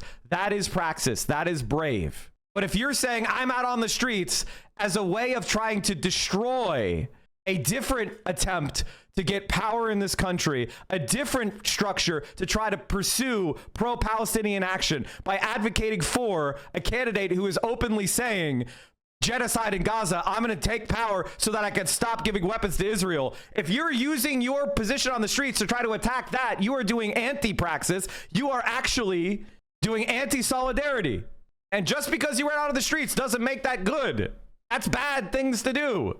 That's a bad thing to do. That is separate from being out on the streets. Being out on the streets, great, amazing, thank you. Using that to try to gain moral authority to attack something, some other project, that's fucking liberalism. Stop it, man. I don't know, who told you that that is actually the way forward? I want to hear your argument for what you're thinking. I want you to explain it. I want you to explain what you think the process is going to be from what you're trying to do. What is the steps? I want you to make an argument. I want you to make a thought. I don't want it to be emotional. I want it to be, I do this, I go out on the streets, I attack Graham's campaign, he loses to Susan Collins, a Zionist, and then what happens? Every politician sees that being pro-Palestinian is toxic. Every liberal and every non-converted socialist says running as a left-winger is politically toxic. They nominate another Zionist for the Democratic Party in 2028. What's the fucking plan? Explain the plan. And I don't want you to get dogpiled, but I go through this kind of shit every single day. So if it's causing you to get flustered, then you should have a little bit more humility in how you talk to me, because I handle it no problem. He left, and this is what I'm talking about, emotionalism, chat. This is emotionalism. This is somebody who, longtime sub, it happens occasionally, where they get emotional. They're being asked to defend their argument. Okay, let's see what it is. All right. It only took him 20 minutes into a speech, and he only mentioned it once. Yeah, sorry if I don't believe his heart is in it. And then I immediately showed a tweet where he said there's a genocide in Gaza happening from 2 weeks ago. I'll support him getting Collins out because she's a Nazi freak, but I'm not expecting anything sensational. Dude will be a slightly more labor-focused birdie who will wilt on global issues when pressed. This is my opinion. This is also called pulling it out of your ass. You've pulled this out of your ass. All you're doing here is anti-Graham propaganda. All you're doing is you pulled something out of your ass to deorganize people. Maybe he'll do that. I am not God. I can't see the future. Maybe he will betray us. But you don't have any evidence for it other than your own pessimism. Try to critique any part of his positions or advocacies and Ted chatters will jump down your throat. I mean, when you post something into a chat of 4,000 people and people disagree with you, that's what putting your chat into a chat of 4,000 people. I'm sorry, but... And then you said, purge yourself. I'm the asshole, not the person advocating for purging members of the community. Are you okay mentally? So somebody told you, somebody was referencing the Hassan purging Bad Empanada people, and you had a crash out. Again, if he's militant about freedom for everyone, I will be militant for him. I just need it to be about the global fight of all workers, not protecting the global north. He seems dedicated to that fact. I hope it continues. So you backtracked. Before you said you are pessimistic, you watched the speech of my commentary and you became more optimistic. Exactly. That's my entire goal. It's called organizing. I turned you from a doomer liberal who was telling people not to care that much because you were hurt. And now all of a sudden, 5 minutes later, 10 minutes later, now you're more optimistic. I did my job. I just did my job. I made you want to do more shit to support socialist candidate. I did my job. Moron, I am a constituent. It's about what I want. You do not understand how democracy... Okay. I don't know what this person said, but this is a crash out. Okay, we're crashing out. The states of Indiana and Wisconsin have lax gun laws that heavily import guns and ammos into Illinois. True. Calling someone a shit state. Okay, so we're crashing out. I'm a veteran and got out after one contract. Okay, so you're the same as him. You served in the America military. Adam Panada would say you should kill yourself. Like, come on, man. Like... you were slightly faster. You were slightly faster. I could never run and win a seat in the Senate. Exactly. Platner is a DSA member. I was in the streets of the week, Chicago, protesting. What were you doing? Well, thank you, buddy. I appreciate you. I'm in the street advocating for marginalized communities. Okay, I'm going to be honest. This sounds like a certain streamer on this platform who is a wrecker. And I'm just going to say that straight out. There is a streamer on this platform who is a wrecker. And they use the fact that they participate in protests to like attack other people. That's not the purpose of protesting. That's not the purpose of this shit. It's not to try to flex that you're more holier than thou. This is bad behavior. This is anti-socialist behavior. This is anti-praxis. We don't protest in order to hold it over other people's heads. We protest because we have a moral necessity and a political program that we're trying to advance. I don't protest or advocate for things to hold it over your head that I'm better than you. And if you ever hear somebody doing that, that's fucked up. That's not what it's for. This is also weird and condescending. I've been organizing for Palestine and been on the streets since 2012 and 13. What the fuck are you? And actually before that, but I actually have been doing it nonstop since 2012. 2013 and 2014. So what the fuck are you talking about? Like, and by the way, it doesn't matter. It's not a dick measuring contest. The point is that it doesn't make up me better than you. I'm not better than you because I've been doing it longer. That's the entire point. Stop being aggro with people. Protesting doesn't make you better. It's the bare fucking minimum. Who, like, what is this like? What is this fucking, what is this? What is this energy? Who told you this is okay?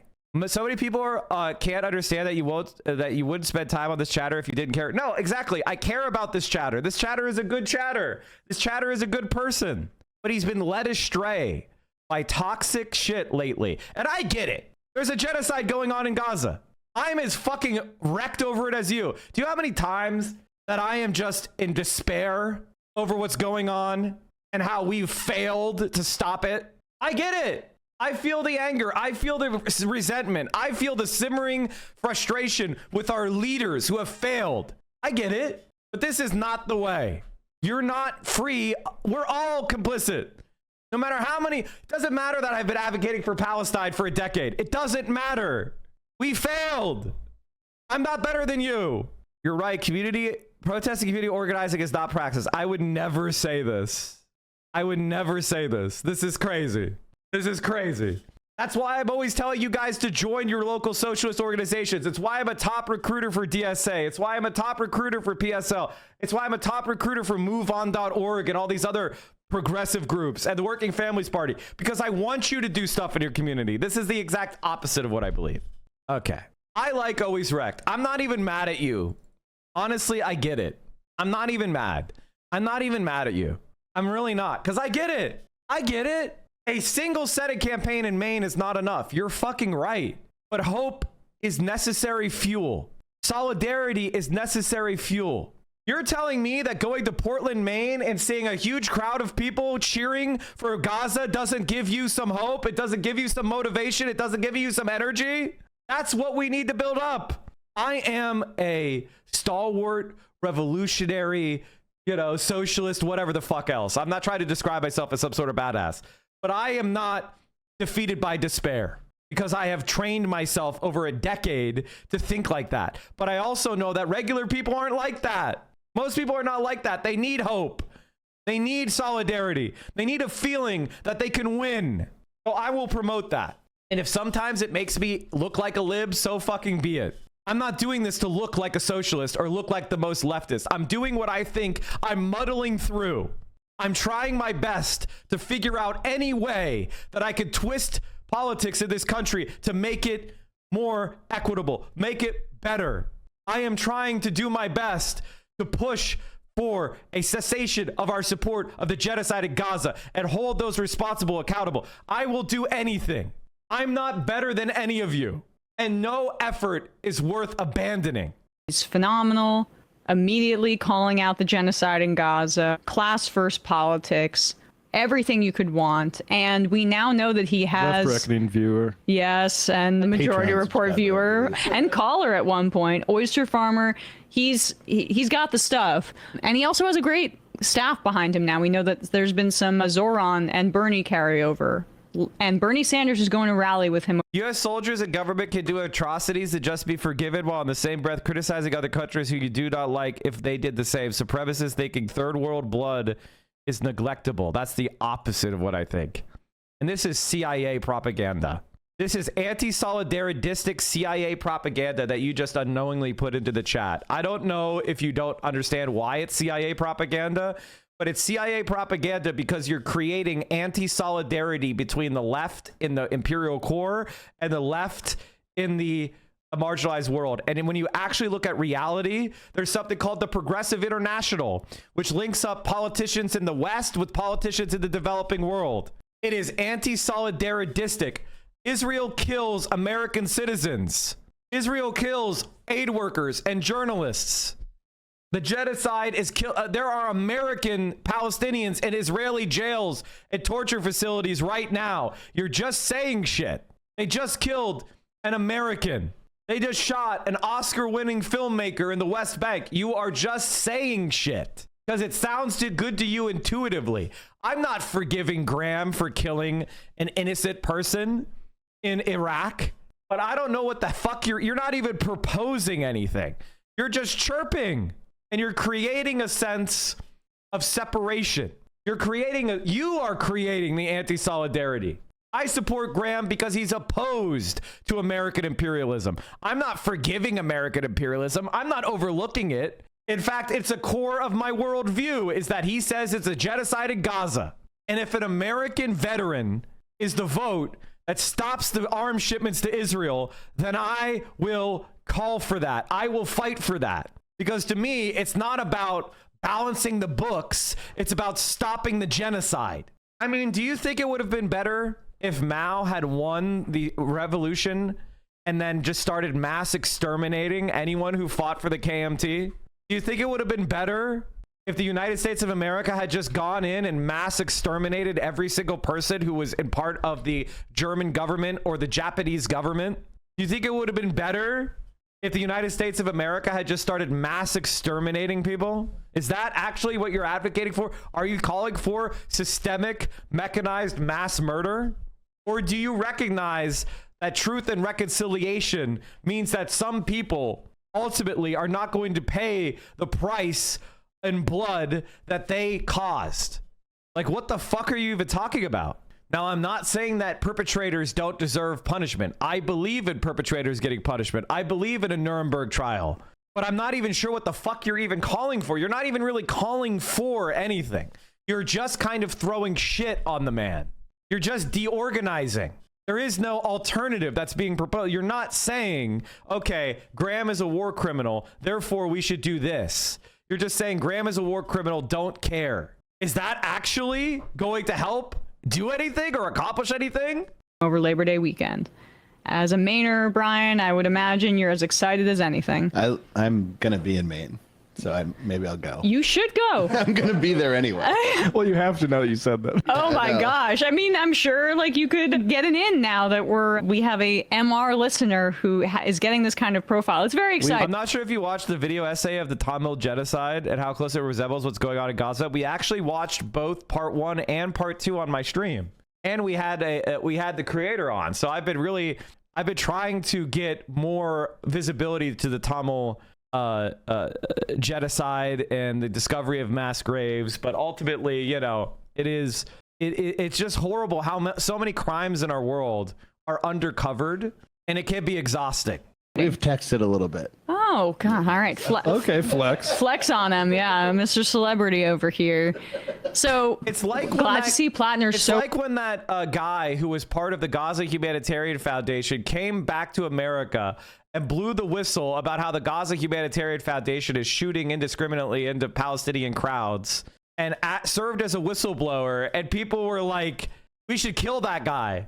It's like, we should kill the guy who's actually coming out and whistleblowing and giving us propaganda and evidence that we were right about the Gaza human. Like, that guy is helping us. We should kill that guy. It's one of those things where it's like, you really want to lose. You want to lose. You want to keep people from changing to our position.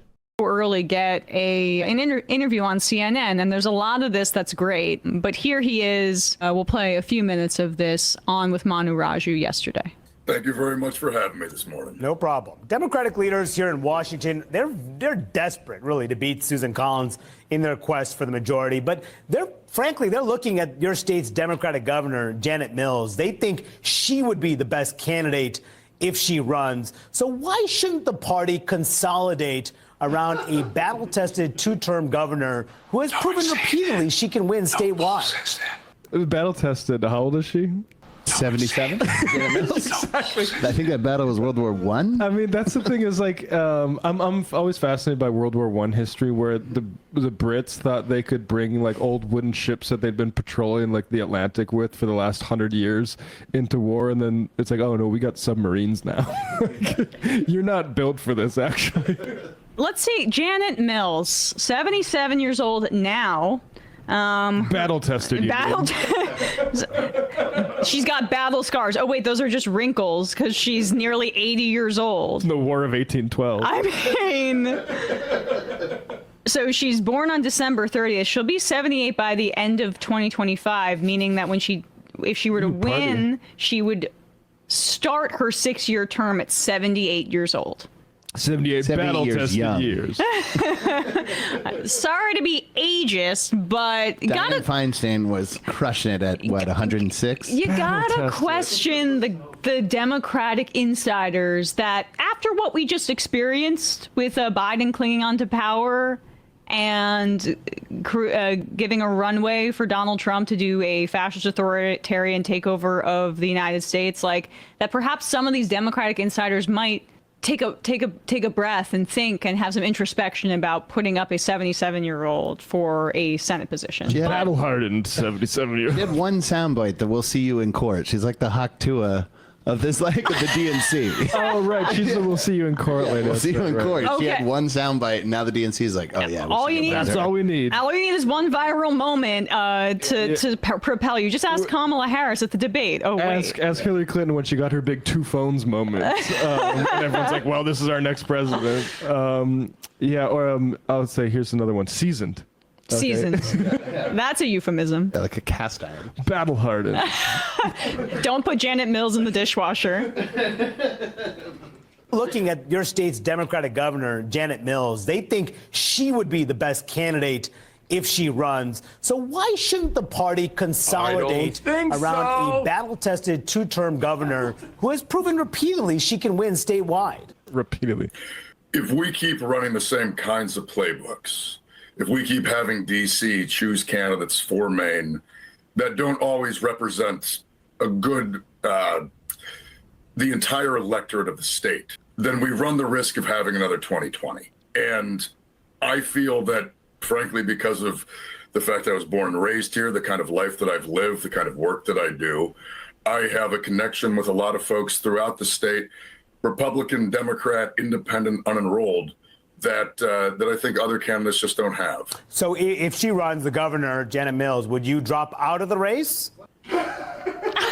No. We're gonna run the campaign we want. All right. Just pause for a sec. So I'm reminded of Bernie's hatred of the corporate press. I watched this whole interview last night. I was doing other things. I'm pretty sure every question is horse race related. Just so you just pay attention, because Platner is running on a platform that puts forward the working class and is an anti-billionaire, anti-genocide platform that wants to take on the oligarchs and return wealth to the American people and to specifically people in Maine. And you're not going to hear much about that in questions. And this is what Bernie's dealt with his entire career.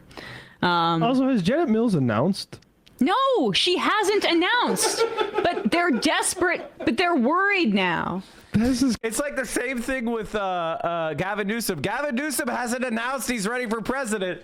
And people are like, we have to vote for Gavin Newsom. It's like, bitch, we haven't.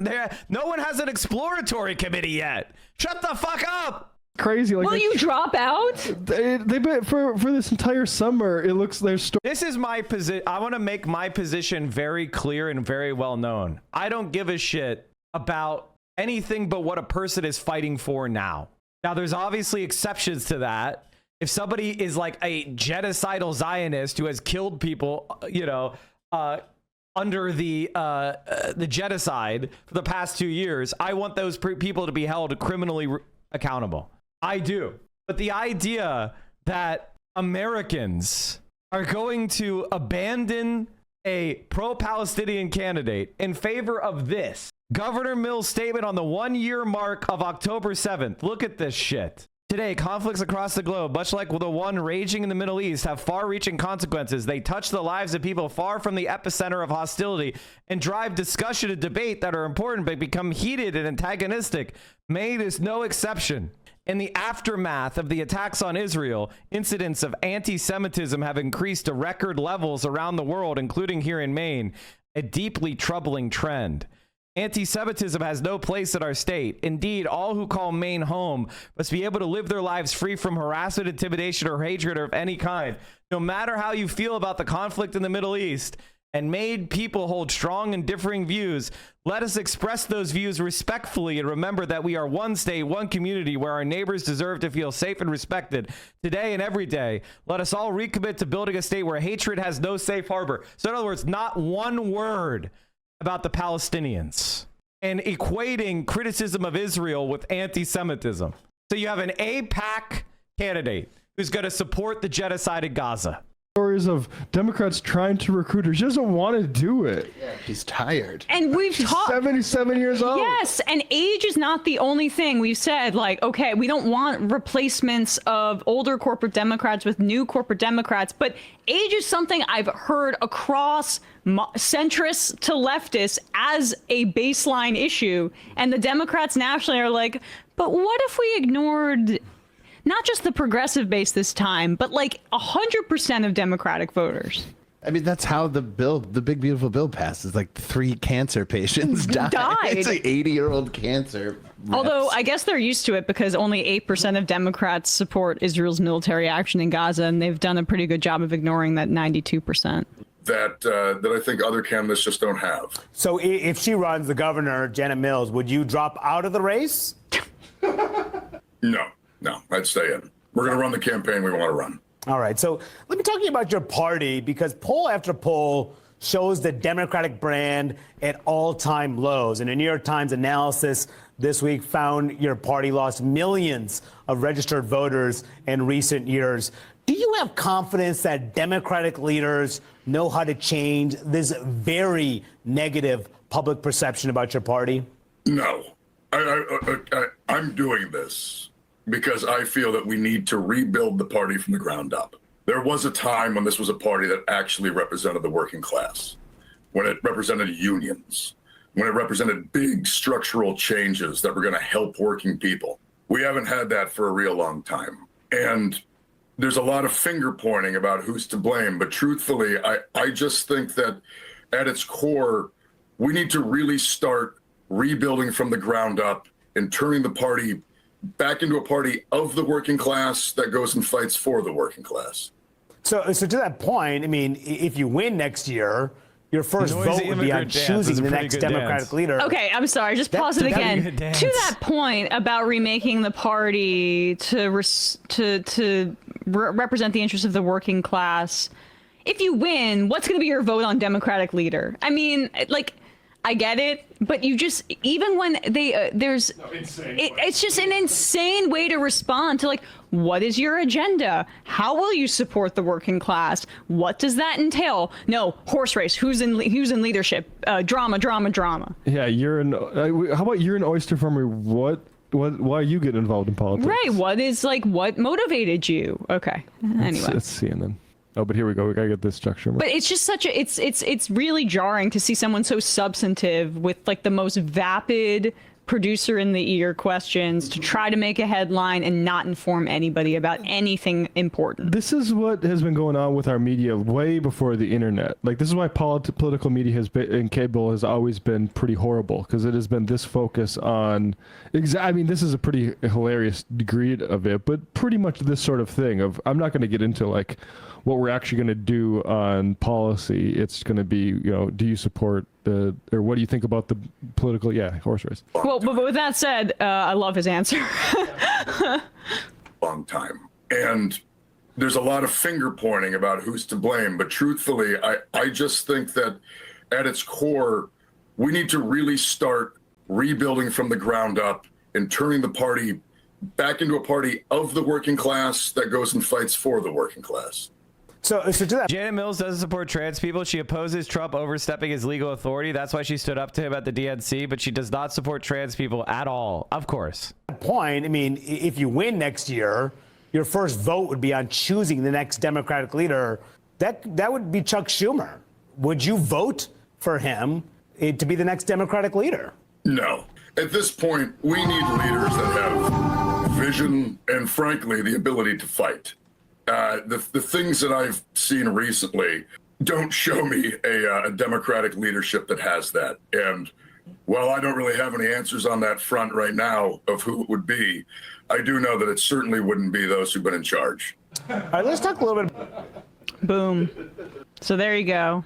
I hope that paves the way for more candidates in 2026 to answer that question in that way, because it's inevitable. We know that the horse race questions are coming, but I'm looking at like John Ossoff.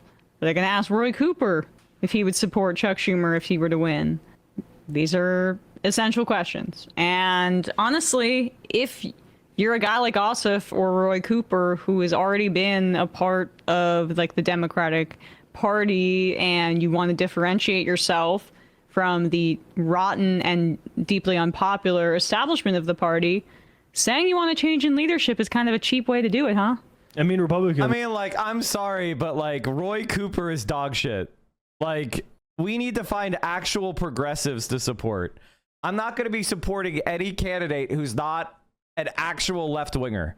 I don't care what district or state they're running in. If you're not a left winger, I'm not interested in supporting you or even wasting a breath on you. Always take shots at their leaders, and it works out extremely well for them. It's kind of pathetic how rare that is to see on the side of the Democrats, and especially when they're frankly just as evil as the side of the Republicans, especially now.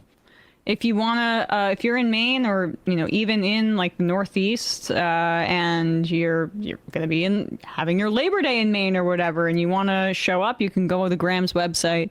I think it's grahamformaine.com. Let me double check that. I got it wrong. grahamforsenate.com. There we go. Thank you, Brian. grahamforsenate.com. All right. Okay, chat. That's my Graham take. That's my Graham take. Seems like a decent candidate. If you're in Maine or in New England, you should be supporting him. It's not the only thing we should be doing. Okay?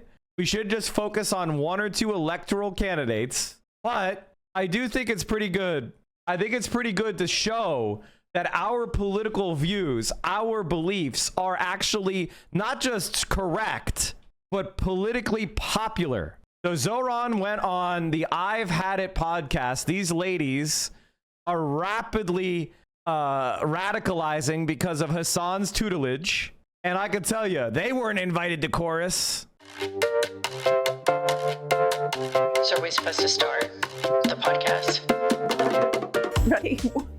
Do it. 1, 2, 3. Ah, I'm so embarrassed. Okay. All right. Patriots, gay triots, they triots, black triots, brown triots.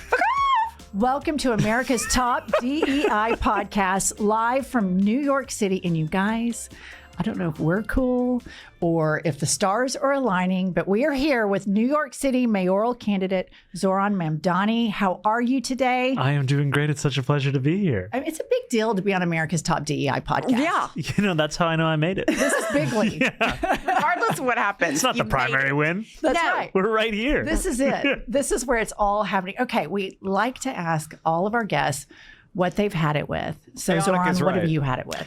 I have had it with uncles asking me what's next.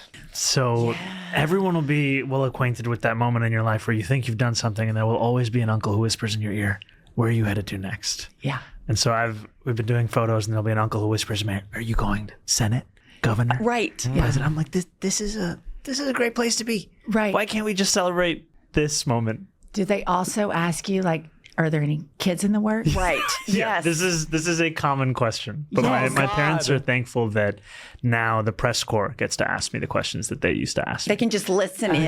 They can just, when is he going to have his first more kid? get engaged. They're like, when are you going to have kids? It's like, do I have to do all this right now? Yeah, that's a lot of pressure for people that don't have kids yet. There's like this just constant promoting of breeding.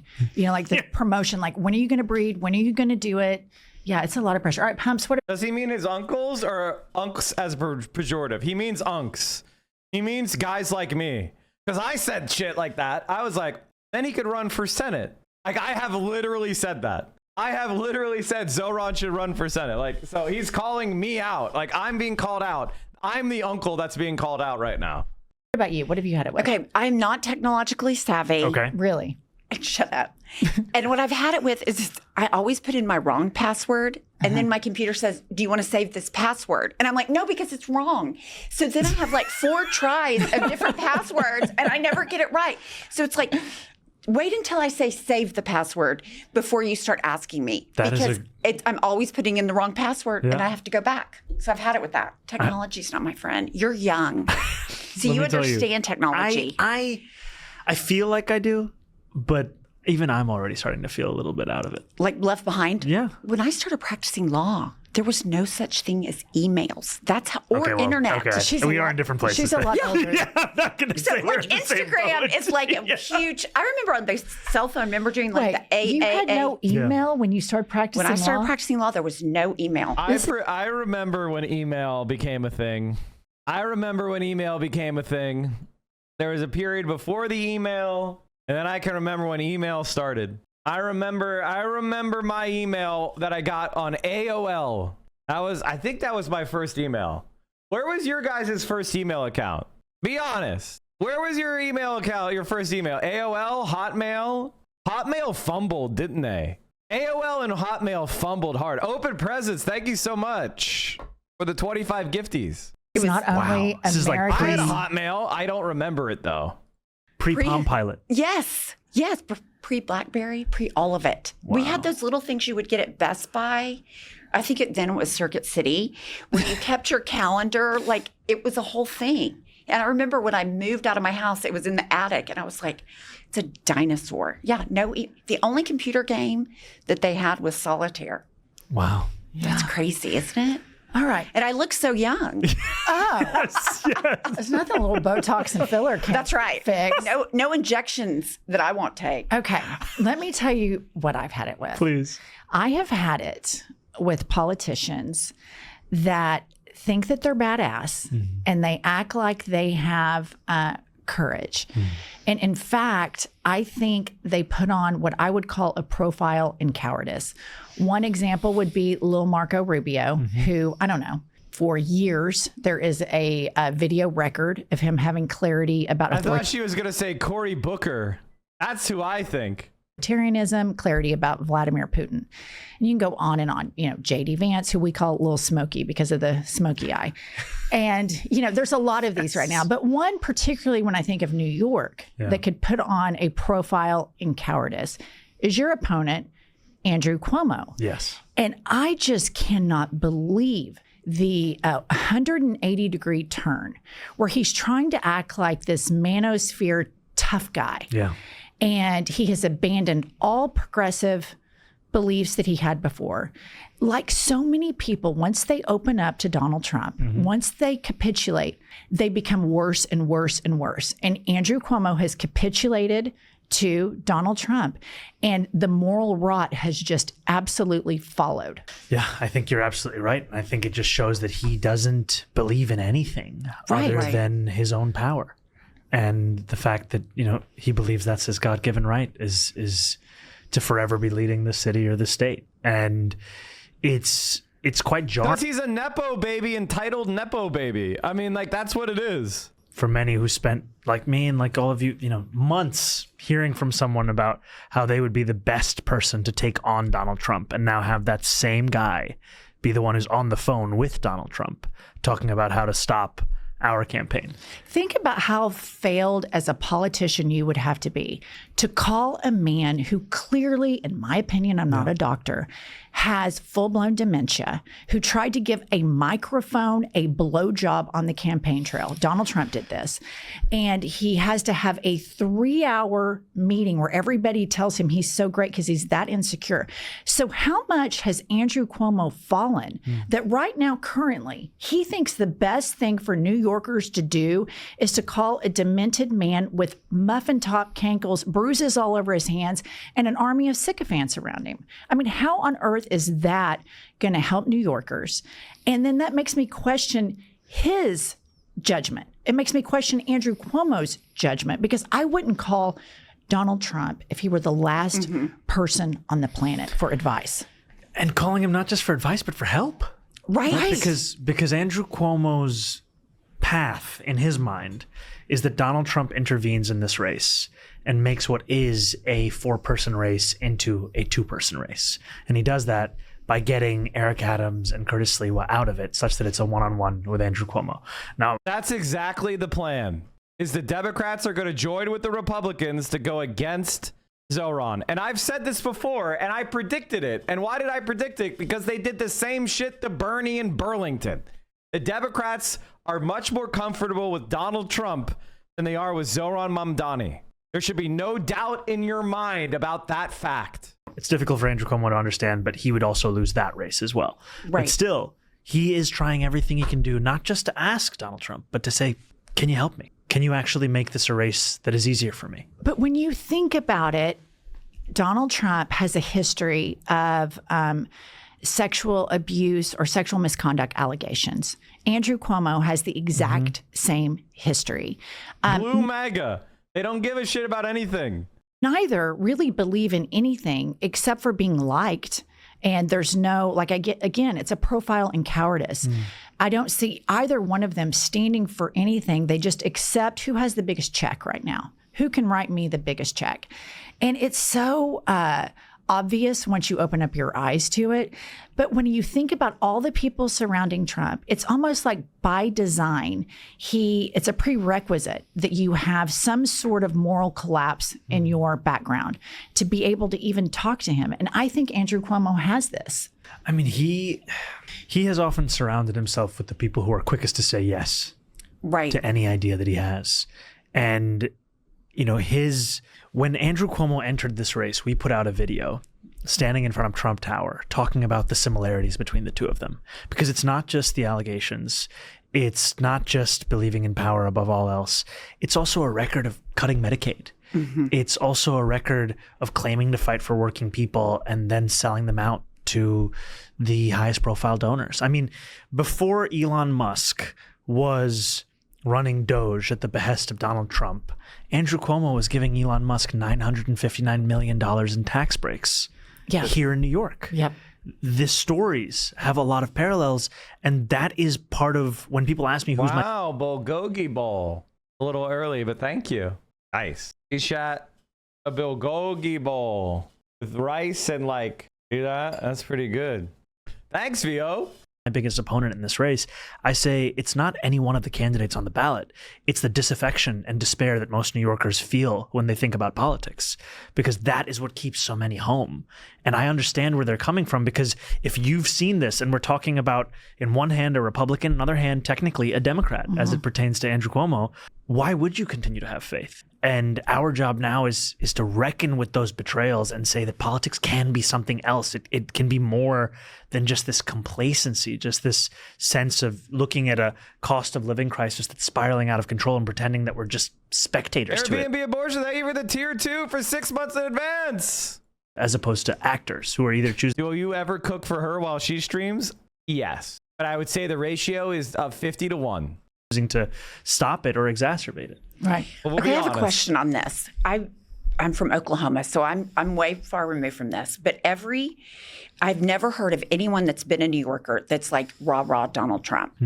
So I find it odd that somebody who is so deeply unpopular in New York City, that Andrew Cuomo would go to him for help.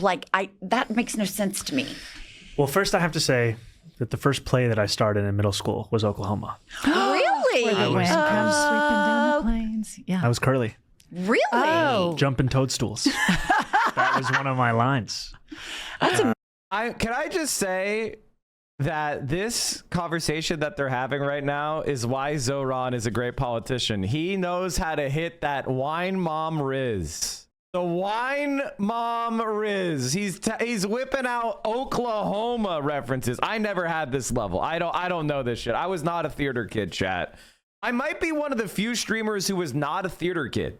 Like, I was not a theater kid at all. I was never like, I want to act in a play. No, that's not me. So this is just Riz. Amazing. They put a lot of makeup on me. Yeah. But I do remember that. It's a completely white production, as is everything in Did they Oklahoma. whiteface you? I think I was pretty close. But I think, I think Andrew Cuomo is going to Donald Trump, not because Donald Trump's endorsement would swing New Yorkers, but more because Donald Trump has the ability to narrow this race and to take a Republican candidate or a ostensibly Democrat, now Eric Adams, it's hard to know how to describe him, out of this race. Trumpian corrupt. Yeah. That's one way, and that's accurate. And to bully you. Yeah. And intimidate and you. I think that what Andrew Cuomo doesn't seem to understand is that him and Donald Trump, they're two sides of the same coin that New Yorkers want to throw away into the dustbin of history, right? We want a new kind of politics. We had the option to elect our own bully, and we chose not to do that.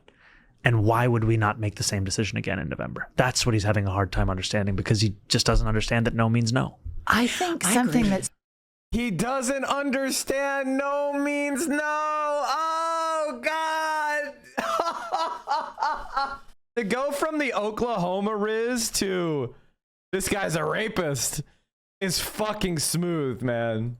So interesting. I'm like, listen, I know a lot of people are like, how dare you support a politician? Meh, meh. But I think Zohran's pretty funny.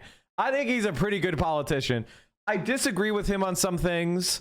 And I'm sure he's going to disappoint me in a lot of ways, because being a mayor is the worst job in politics. But as far as a representative of the electoral left, you're not going to get better than this. This guy is rizzed up.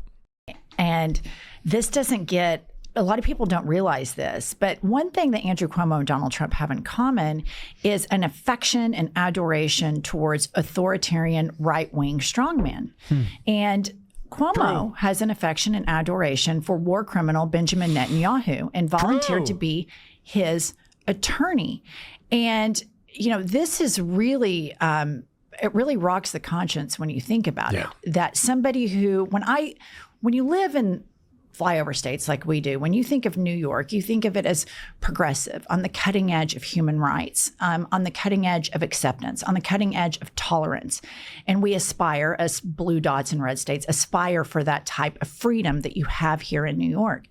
And when I think about a politician like Andrew Cuomo representing Benjamin Netanyahu, who is killing journalists intentionally because they are reporting on the famine and the starvation in Gaza. And then I think about what it means to be an American, specifically a Democrat in American, and the value of free press and the value of human rights. And so I think that there's a lot more in common with Donald Trump and Cuomo than just the surface stuff we talked about, but this adoration and admiration of strong men that want to oppress people seems to be something that is really getting contagious in the United States, and it's really freaking me out. And that's why I think they're so threatened by you. And they're talking about weightlifting or other stupid shit because you... I've had it with bench press. Yes, I've had it with pull-ups. I've had it with going to the gym. I'm just way overrated. No, I'm glad there's not a single New Yorker who voted for me on the premise of upper body strength.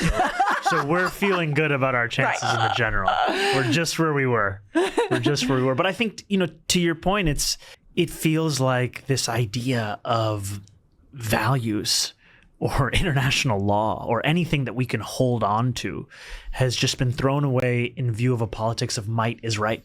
That's just what people seem to be comfortable with. And I think, this is not a intellectual or ideological concern for New Yorkers. I met a New Yorker who had more than 80 members of her family in Gaza killed by the Israeli military. How do you speak to that New Yorker, understand their pain, and then answer the question of how a leading candidate for mayor volunteered to defend the leader that effectively killed those family members? And you mentioned it's a famine, right?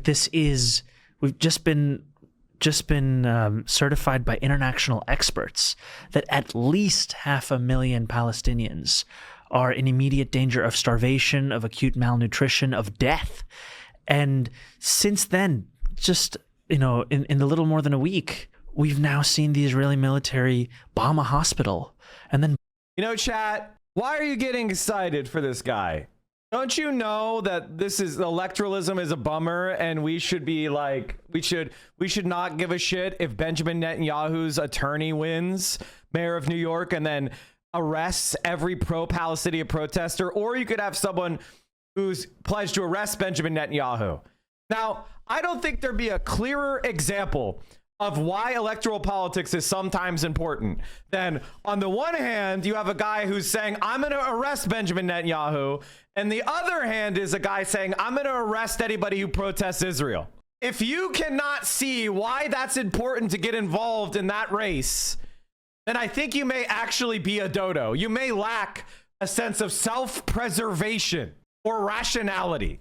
Bomb those who are coming to assist in the recovery right after the double tap strike. I mean, it is an affront to the conscience, and that what is so painful for us as Americans is that we are enabling this genocide. Right. It's not something that we're simply watching. We're not witnesses to it. It's a continued decision by our federal government to allow for this. And the only position one has to take is to bring this to an end. And yet here I am running against someone who, after having to resign in disgrace from leading the state, thought the best use of his time was to volunteer to defend Benjamin Netanyahu. Pumps and I need to share with everybody that we have written a book. It's called Life is a Lazy Susan of Shit Sandwiches. And believe it or not, Pumps and I have not always been so rock solid. And we talk about all of our trials, tribulations, most of all our fuck ups. Yes, because fuck ups are relatable and a part of the human experience. I have gotten so much feedback regarding the book that because of my situation with Ethical reacts. How long is this ad? Holy fuck. Okay, it's so long, chat. Oh god, there's so many. Okay, yeah, no, chat, we're not 365-day returns, quince.com/had it.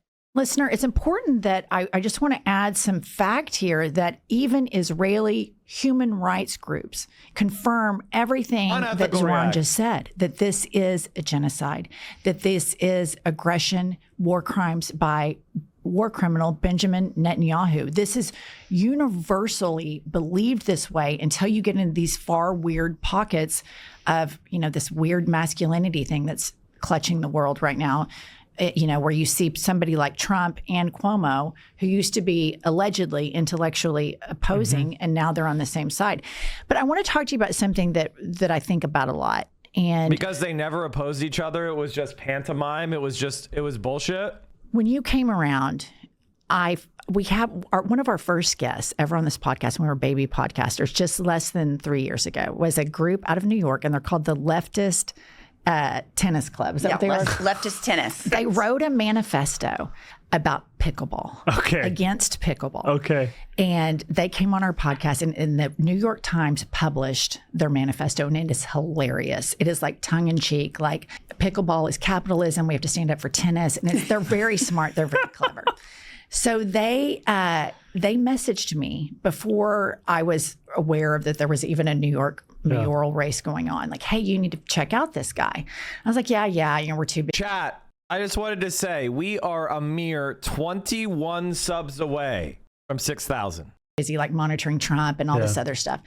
So then then you really started kind of hitting the national news and stuff. And I was like, oh my gosh. And then I heard what you were saying, and I was like, oh my gosh, I love this guy. And then you win the primary, not just kind of win, right? But like LeBron James, MJ style dunked on him. And I was like, oh my God, yes, we have a movement. It has a face. Right. And then I was like, the endorsements. And then you've got people that we've had on our podcast that I have found to be profoundly disappointing for not endorsing you. While at the same time, I hear people like Marjorie Taylor Greene having on a podcast with Steve Bannon, and let's not even joke around about this at all. Marjorie Taylor Greene is an anti-Semite. I mean, there's just no question about it. But she's finding an argument that the Democrats should be making right now because she's a grifter. But her argument is MAGA isn't America first. They're Israel first. Look at what they're doing. And for people that live in all of these flyover spaces that hear that, we're smart enough to know that they hear this bit of news and that bit of news, and it's going to resonate. And I'm worried that the message that you have, which is obviously where the Democratic Party needs to be, centrist politics led us to this moment.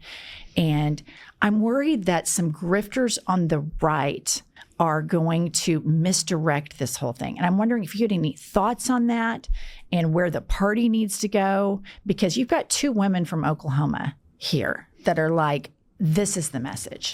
Thank you. I mean, truly, it really is the message. I think we've already seen an example of this very thing in Donald Trump's presidential campaign. He diagnosed a very real crisis of affordability. And when you asked a lot of people what his campaign was about, I would often hear cost of living, cheaper groceries. These were things that kept coming up. And when he won the presidency last November, we saw that in New York City that there was a real rightward shift in the results. And we saw that it actually was happening far from the caricatures of Trump voters. It was happening in many times in the hearts of immigrant New York City. And so I went to two of those places. I went to Fordham Road in the Bronx. I went to Hillside Avenue in Queens. And I asked New Yorkers, who did you vote for and why? And I heard Trump, Trump, Trump again and again and again. And when I asked why, I heard about rent. I heard about Con Edison, gas and electric. I heard about even Metro cards. I heard about groceries. I heard about childcare. I heard about how life was easier 4 years ago, how things seemed more in reach at that time, and how Donald Trump had this message of change. And now we know him to be insincere. We know him to be ridiculous. We know him to be horrific. Right. And yet we also know that if you do not address the crisis that people are living through, if you tell them, in fact, that they are wrong, then they will not respond to you. You have to be able to have a politics that is responsive to people's everyday, not only needs, but concerns, anxieties. And we have run this race with a firm focus on what we think is the most pressing crisis, which is affordability. I mean, this is the wealthiest city in the wealthiest country in the history of the world, and 1 in 4 are living in poverty, all at the same time. And as you've said, if we don't address... And by the way, chat, I think that if you are a person in the Western world and you're living in poverty, you deserve help. I think if you're somebody in the Western world and you have cancer and you can't afford to pay for medical treatment, you deserve help. I also believe that we should stop our imperialist foreign policy, and that the fact that you're hungry or you're sick is directly related to our exploitative empire, and that serves the interests of the capitalist class. I think a more equitable society will be a more just society, both domestically and to foreign nations. Address this. There will be others, especially in the Republican Party, who do. And instead of blaming the actual reasons that for this this lack of affordability, instead of saying, oh, Eric Adams raised the rent by more than 10% on rent stabilized tenants, or the fact that we continue to greenlight more and more gas and electric, costs going up, or we have actually increased the water bill to the highest it's been in 13 years, that all this is from city government, state government, so much of our responsibility. If you don't take that on, someone like Donald Trump will come and say, this is happening, and you know who to blame? Immigrants. Right. Those drag queens. This is who's doing it to you.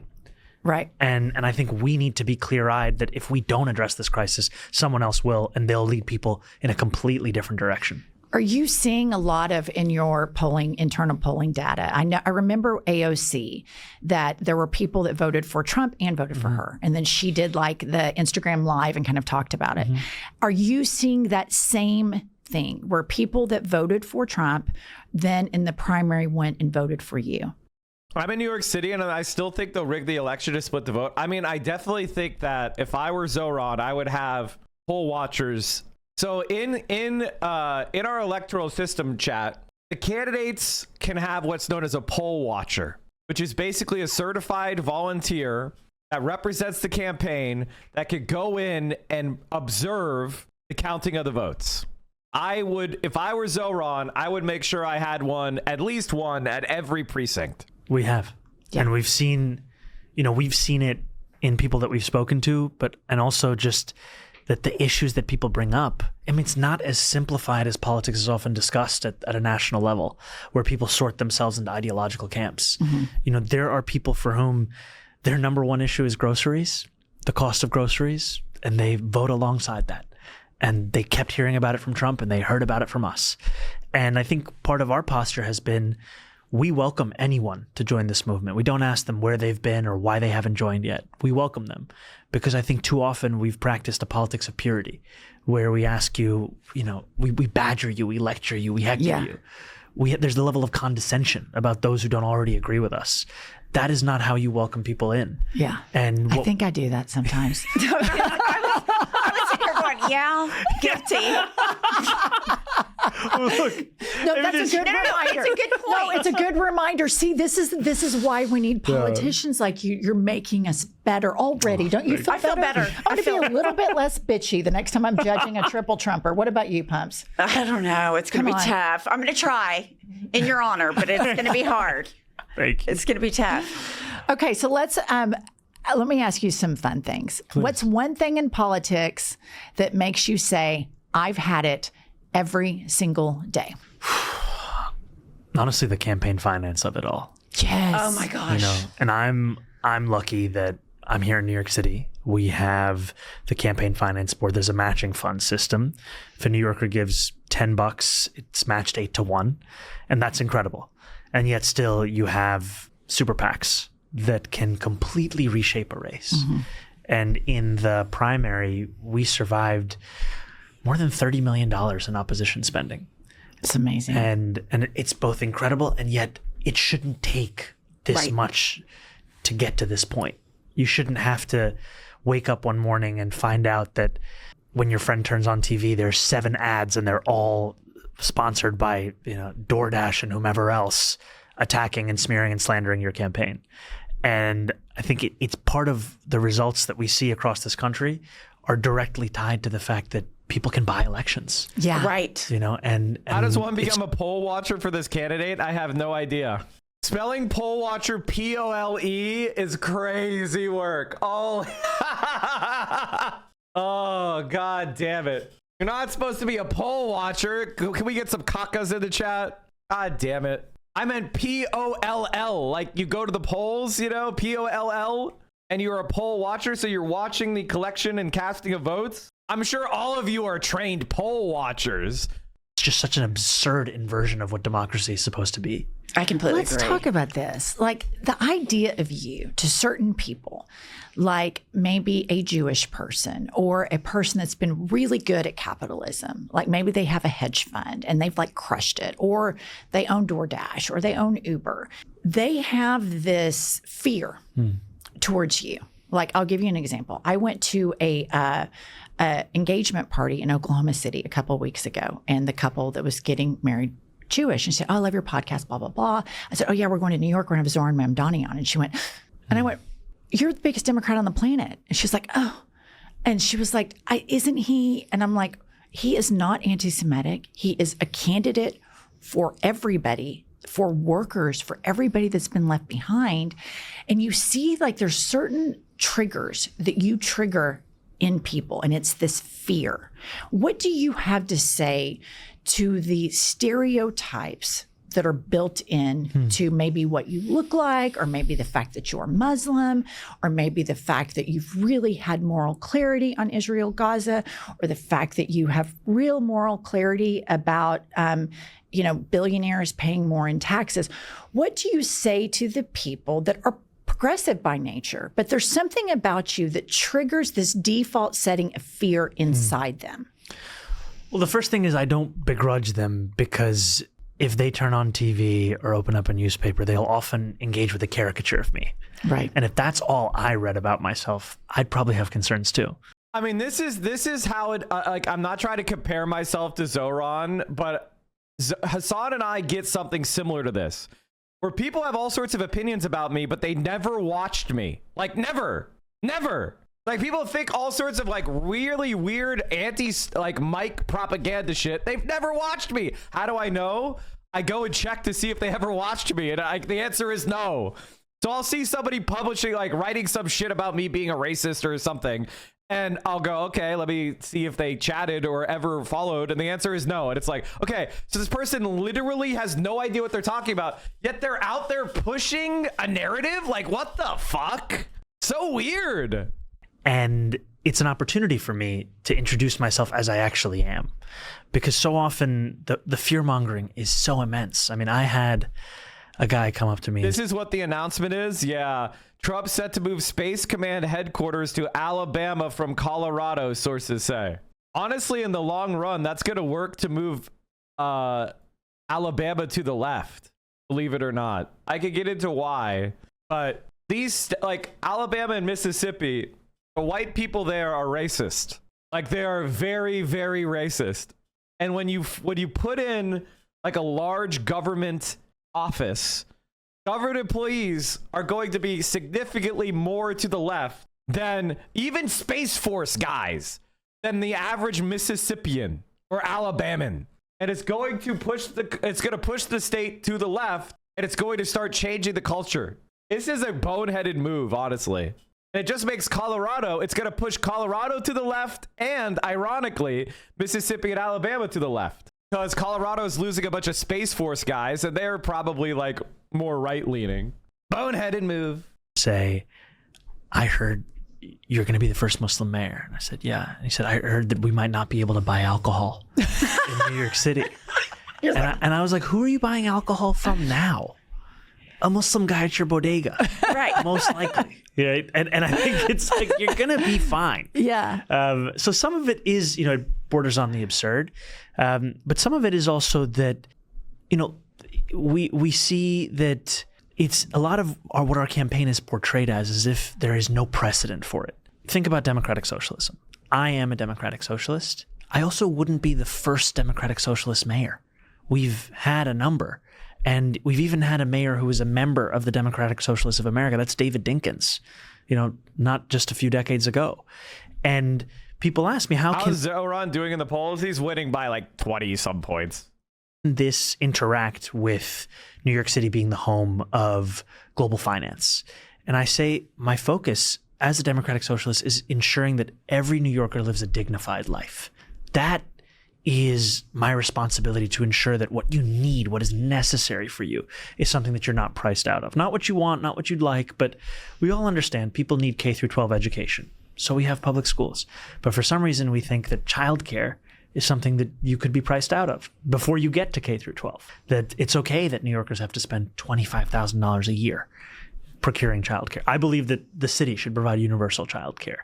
And this is something that I've sought to share with people about what our vision is, and the fact that if they have questions, if they have concerns, I'm here to answer them, because what oftentimes people are worried about is what Andrew Cuomo is telling them, which bears no relation to what we're actually talking about or fighting for. It's so true. The fear-mongering stuff, it's very easy. Certain people I have found recently are really, really scared of a lot of things, particularly like right-wing people. If you think about the list of the people that they're scared of, it grows by the day. You've got drag queens, trans people, Muslim people. They've added the liberal white woman. You guys just got added? Yeah, we got added. The liberal white woman. They're the water's just fine. Yes. Come on in. I like this group a lot better. But it is this masculinity thing that's like merged with capitalism and sometimes religion and patriotism. Like we talk about it, we see it all the time on flights. Like when we flew up here, saw a guy and he had on like this MAGA coded merch, and it's like Patriot Warrior. Didn't quite say MAGA, but you know. And what's interesting is we talk about politics all the time on the pod, is underneath that is there's some brokenness or left behind. And so I feel like your campaign, I heard you speaking one time when the leftist tennis people turned me on to you. I heard you speaking about the people that make New York City run.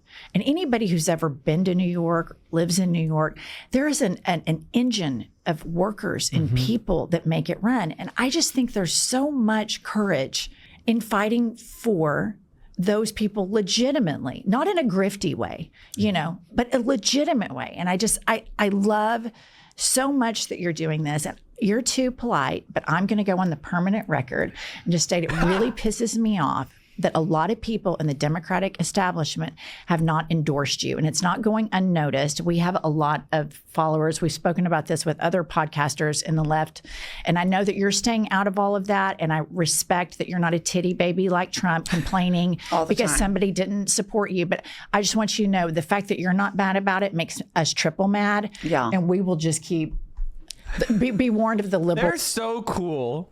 They're so cool. Like, legitimately, if you can't look at this and be like, we're going to win. Like, we're going to convince, like, if you can get these upper middle class white women to fucking be mad about a socialist not being endorsed, like, this is great. This is so cool. This is the energy. If you have a white liberal wine mom or a wine mom in general, get them to listen to the I've Had It podcast, period. This is your radicalization location for your wine moms. If they think I'm too loud, this is another great place to start radicalizing your normie lib moms. White woman. Yeah, we're going to be very careful. I'm very careful. We're going to lib out on that, right, Pumps? Absolutely. Okay, I have, Elizabeth Warren, one of my favorites. We love her. She's came right out. She's from Oklahoma originally. Really? Yes. She's born in Oklahoma City. Yes. Isn't that crazy? That's okay. Yeah, we love her. That liberal white woman. There you go. But here's the thing. So many left-wingers are like this. This is the kind of like, this is the reality. A lot of left-wingers are like this. They're like good vibe lefties. I'm like Angry Mike. They're giving Elizabeth Warren credit for endorsing him. But still, she sucks, guys. She sucks. White woman. Hey. Okay, I have a question. I immediately heard when you won by a landslide, he can't support Jewish people. He can't represent Jewish people. And I thought, boy, that's a window into your soul, isn't it? So how do you respond to that? Because I find that so offensive. One of the most beautiful things about... I was at a concert with a Free Palestine t-shirt on Sunday. The most hog-coated guy made his way over to me across rows. It was like, here we go. And then gave me a big hug and said, Free Palestine. We're getting there. Oh, no, of course. We're winning. This is something that I think a lot of people who have been battling in the trenches on the left are not understanding. We're winning. Like, people are agreeing with us. They're just not organized yet. That's why you feel so much anxiety, is because you could kind of feel the tide turning, but it hasn't been turned into something that is like actionable yet. People are doing a bunch of different random shit and we haven't coalesced. But we're winning. We're changing minds. We are organizing people. We are, we're winning. We're winning these struggles. Chorus is an example of how much we're winning. They can feel that we're winning. Just keep up your momentum. Keep up your energy. Keep up your belief. About the city is its rich legacy of a Jewish community. And I mean, the cultural legacy, the legacies that we've all grown up with. And, I moved to the city when I was 7 years old. I grew up in Morningside Heights. And so much of my introduction to New York City was also an introduction to Jewish communal life. I mean, I remember coming back from my 6th bar mitzvah and asking my dad, why don't we do these? Do we have anything like this? I was like, we don't have anything. I remember the first bar mitzvah I went to. I was like, this is amazing. This is so cool. Yeah. And I think that it's, also to the earlier point of so many of these people's concerns are so removed from what New York City life is like, right? This is a city that is a celebration of the possibility of all of us from everywhere across the world, of all different religions being able to flourish in the same place. And my commitment is a commitment to not only protect Jewish New Yorkers amidst this rising anti-Semitism, but also a commitment to ensure the flourishing of Jewish life. And I think that that is what I share with New Yorkers each and every day, that this will be a city that is not remade in my image. It's going to be remade in the image of struggling New Yorkers, of those who so often would have had what they needed to live a real fulfilling life, but now are in danger of being priced out of the city they call home. I just want to say that I think, as somebody who lives in a flyover state, the New York mayoral race right now for me is so important because it shows America, where you have a lot of Americans right now that are reverting. They're being very regressive in thoughts about white nationalism and things. It reminds them. Oh, that's really cool. Wildman Willie, that's really awesome. Gloria is cool as hell. We are a nation of immigrants, and you can come here and you can run for mayor, build businesses, build families. And I think we're best when we celebrate multiculturalism. And I think the freest city in the world, where you feel the most freedom, the less judgment on the planet, is this city right here, New York City. I can't even begin to tell you how judgmental they are in the Bible Belt. This episode of I've Had It is brought to you by Booking.com. Booking.yeah. From vacation rentals to hotel. That's BOMBAS.com. Code had it These at ladies checkout. know how to get sponsors. Bombas.com, and be sure to use the code I'm jealous. had it. Okay, we're going to play a game with you. This is going to be really fun. I'm going to list a couple of tweets or headlines, and you're going to tell me if you think it's real or if we've made it up and it's fake. Okay. Okay, here's a tweet from Andrew Cuomo. Is Booking.com BDS? Oh, no. Oh, no. All right, somebody should message them. Somebody should message them about that. But in a friendly way, in a comradely way. I'm sure they didn't know, I mean, we should be like, hey, I just want you to know that Booking.com supports the genocide in Gaza, and blah, blah, blah, blah. I know you ladies are very outspoken on that issue, and I just wanted to let you know about that. You can get out of that contract immediately. In case you forgot, I'm Andrew Cuomo, son of Mario, grandson of Andrea.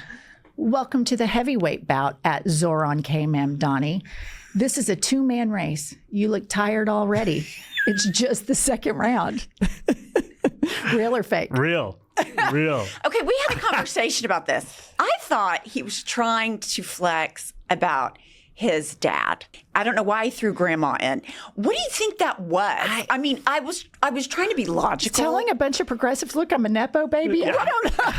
I don't get it. Here's what I wonder. And I'm not, obviously this applies to Andrew Cuomo, but other politicians too. When it's over, it's over. Yeah. You have to go out gracefully. Like, I feel like everything he's ever accomplished now has a stain on it because of this kind of thing. He just couldn't let it go. I asked her like 3 days after the primary, I was like, I thought Andrew Cuomo got his ass kicked. What's going on? She had to explain it to me. I'm like, at some point, the people around you say, it's over. It's enough. He doesn't keep those people around. Oh, it's like the Donald Trump thing, like you were saying. And I think, he was actually quite graceful when he called me on election night. Was he? He called me and he said, you ran the better campaign. You engaged young people, tonight is your night. And if it's all right with you, I'm going to go out and I'm going to say that we spoke. And I shared this. I said, absolutely. And that moment of grace has sadly been a fleeting one for him, because this is a public processing of the fact that he lost, and lost by a margin of 13 points. You're right. You know? And so much of his persona is a persona of strength and inevitability. And to have that just taken from you, it leaves you sending these kinds of tweets. Okay, speaking of this, okay, here's another one. Andrew Cuomo tweets, just fixed a flat with nothing but a paperclip and my charm. Not all heroes wear capes. Some wear white tailored suits. At Zohran K. Mamdani still can't handle the gas. I think this is real. It's fake. Oh my God. That's how bad it is, man. That's how bad. Oh, you might have written his next tweet. Right. Okay, here's some you more. got me. Okay, here's Andrew Cuomo. Fun fact, I don't need a scavenger hunt. People already know where to find me. On top, hashtag built different. This is fake. Yes. I know he was angry about the scavenger hunt. Okay, here's I don't think he's gotten the hashtag. Here's Eric Adams. I'm sure a scavenger hunt was fun for the people with nothing better to do. Ask our working families trying to do whatever they can to survive if they participated. Ask the people worried about making rent if they thought it was worth it. Mamdani is trying to turn... Guys, listen. Billionaires should be able to have 1,000-foot yachts with helicopters on them. But if you do something fun for free, you're a poser. Remember that. Remember that. No fun allowed. Our city into the Squid Games. I think that's real. It's real. Yeah. It's just, this is a guy whose administration has had fun doing illegal things. Right. And now thinks it's illegal to have fun. But here's the thing. You are so clean and good at this. They're mad at you for having a scavenger hunt. Yeah. Right. You know what I mean? It's like... But I think it's you know, there is room for joy in our politics. Yes. As kind of corny as it may sound, if all we ever do is struggle and fight, we will exhaust ourselves. We have to also have a vision of what life could be like, what we're fighting for. And we had 4,000 New Yorkers come out for the scavenger hunt. And I met a number of them at the end of it. And, you know, there was one mom who came from New Jersey with her 3 kids. And she said, you're going to have me moving to New York because we came here just to have a good day together. It was a Sunday. And I think that we've often forgotten that there is also supposed to be rest in people's lives, not just work. Right. You know, I mean, it's like 9 to 5. It's now just feels like it's all it is a Dolly Parton song. Yeah. Because for so many New Yorkers, they work far more than that. It's not that work week any longer. But we've gotten to a point where we've glamorized that as if it is a sign of a healthy society, when in fact, we should glamorize people having weekends. People being able to spend time with their friends and family, people being able to do things beyond just hustling and struggling. Yeah. And I think part of the inability of Cuomo and Adams to understand the scavenger hunt is that they don't understand the room in a working person's life for rest, for relaxation, for time. And I would just say they're fun haters. Yeah, fun That was haters. a nice way for you to put it. I'm going to go on the record. Andrew Cuomo. If you only have 2 seconds, it's Eric fun Adams, haters. you're fun haters. Okay, now I'm going to do some headlines, and you tell me if they're real or fake. All right, this is a headline. I believe, okay, yeah. Riley Gaines, latest to mock Zohran Mamdani for his Mam Scromny gym fail. I'm absolutely judging a politician for how much he can bench, Gaines says. Real. It's real. Yeah. And I just want to point out for the permanent record that she tied for 5th. She tied for 5th place. So I gotta be honest, I wasn't really sure who she was. Oh my gosh. But there are many who can bench more than me, and they're all welcome. Right. Okay, here's another headline. Democrats like Zohran Mamdani. Chat, what's a good amount to bench? Like, what's a good bench? In your mind, like, what is a number that you hear and you're like, oh, that's a good one? Not like a crazy high number. Like, what's the lightest that it could be where you're like, that's a good bench? I saw 135s. I see 225, 185. What's 2 plates? That's 225, right? I think 2 plates is a pretty strong bench. I think 135 is like, I was told that you should be able to bench your body weight. That's what I heard. Like, that is considered to be like a minimum. Like, you got to be able to bench your body weight. So like if you're one like 70, you should bench 170. If you're 200, you should bench 200, like as a minimum. 135 if you're lean, 225 if jacked. I mean, yeah, that makes perfect sense. 2 plates for guys and 1 plate for girls is a common benchmark. Yeah, I feel like if you're under a plate, then you're untrained for men. Bench body weight, 1.5 times body weight for deadlift, 2.5 body weight for squat. I thought. Wait, which is the bigger number? I thought your deadlift was supposed to be a higher number than your squat. Am I wrong? I thought the deadlift was the biggest number.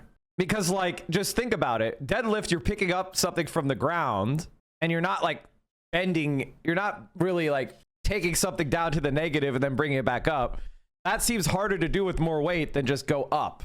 Just as like a dynamic, just looking at the exercises themselves, like squatting seems like it would be more difficult to do a higher number on. Deadlift is barely bigger than squatting for trained people and not typically measured for more. That sounds the closest to right. Asking a chronically online community about weightlifting. Why not? There's thousands of people in here. A lot of them weightlift. Like, of course I can ask them. They claim to embrace young people. Mike, look this up. Okay, hold on. Okay, if I'm going to go 135 for 5 reps. Okay, so they declare that they say intermediate is 205. So if you are lifting 225 for 5 reps, that's intermediate. That means you're stronger than 75% of male lifters, according to this. I weightlifted. It's been an integral part of my weight loss, and I've lost 104 pounds now in a little over a year. Hell yeah, brother. They're betraying. Hassan said there's more people in the U.S. worth more than 10 million that can bench 225. Really? I mean, I can't. Mike, do you ever wish you were athletic? I am actually pretty coordinated. I'm pretty coordinated. So, and I have a good kinesthetic sense. Like, I know where my body is positioned in the air. So, like, that's pretty good. So, I definitely want to get more in shape again. I used to lift 10 years ago, so I just started again a couple weeks ago, but I'm working on form, and I'm taking a nice slow upward slope. I haven't tried to find my like max weights yet. I'm just working on form and just slowly building it up, you know. I played hockey, ice hockey. I was golfer. What else did I do? I did some track. I boxed when I was 18 and 19. I played intramural rugby. I played baseball until high school. That's what and then I did a lot of backpacking. And I, know how to ski, etc. So I know how to and I also did swim. I did competitive swimming as well, where the breaststroke was my specialty. I would do the breaststroke and I would do the medley relay. I was the breaststroker. And I would swim. I swam some freestyle and stuff like that. But I wasn't that. And I did breaststroke, backstroke, and freestyle. I was a very decent at backstroke, but I was actually good at breaststroke. So that's what I did back when I was back in the day. Now I'm not doing any of that shit except just started lifting again. So I'm trying to get back in shape, chat. I'm getting back in shape. You know, when you're fucking middle-aged, no cardio, I just said swimming. I also said I did track. Praying them. Fake? Real. Oh, okay, real. Okay. Let's see. Here's one. Okay. Queens politician Ma'am Donnie claims New York needs fewer cops, more community drum circles. That's fake. Fake. Yeah. I was like, I know this is false. What's so great for those of you that aren't watching, that are listening, he's really clinging on to everything. Yeah, he's like analyzing every word. You won't believe what news articles we've read. Here's another one. Headline. NYC will be turned into a sewer again under Ma'am Donnie. Real. Wow. Where? Fox Business. Okay. Oh, yeah. Well. Shout out to my friends at Fox Business. Oh, they hate us too. Okay. Here's another one. NYC billionaire likens Democratic Socialist Ma'am Donnie campaign promises to those of Castro. Fake? Real. Definitely real. Okay. Who was that? I don't have my glasses. Okay. Sewer All right, socialism last one. reference, chat. Zohran We Ma'am win. Donnie thinks wokeness can pay the rent. Fake. Fake. Okay. You nailed it. Okay, there You we went go. out on top. Can't. Oh It my! can't. Wokeness. You're so earnest, dude. I just don't know. Yeah. The crazy crap is so crazy It is. that it really is stranger than fiction. You hear that all the time. Truth is strange. Yeah. Like, if I saw a movie of Donald Trump, I would not believe it's real. Yeah. Like that whole circle jerk of the cabinet meeting, I would have been like, there's no way that happens. None. Sure does. And there's so many examples in our politics here where Oh, yeah. it's hard to believe. I mean, even like think about it. If I had told you a top Adams advisor would be found giving a wad of cash in a bag of potato chips to a journalist, that would seem absurd. Right. You know, but this is what is happening. I mean, we had the mayor's top advisor, Ingrid Lewis-Martin, take bribes of clam cakes and a cameo in a Hulu show in order to stop the opening of a safer street, McGinnis Boulevard. It's like, you just wouldn't believe that this is the kind of level of corruption that's going on in front of us. Okay, I kind of would because of the whole Eric Adams. And like I was reading that and I was like, wow, he's really, really corrupt. What'd he do? There was all kinds of stuff. He was taking bribes, right? Kickbacks. Yeah, I mean, there have been all kinds of allegations with him. It's Trump, hard. of course, It's hard to stopped keep it up. all. The most recent ones have to do with his advisors.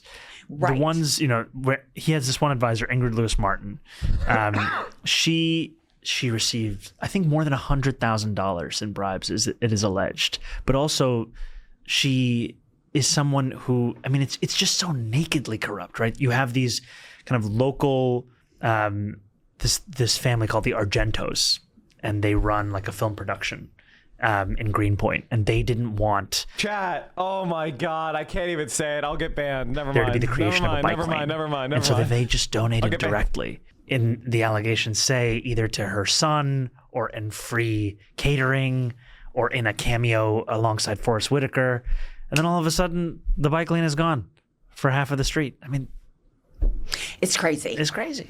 Okay, here's some fun questions before we wrap.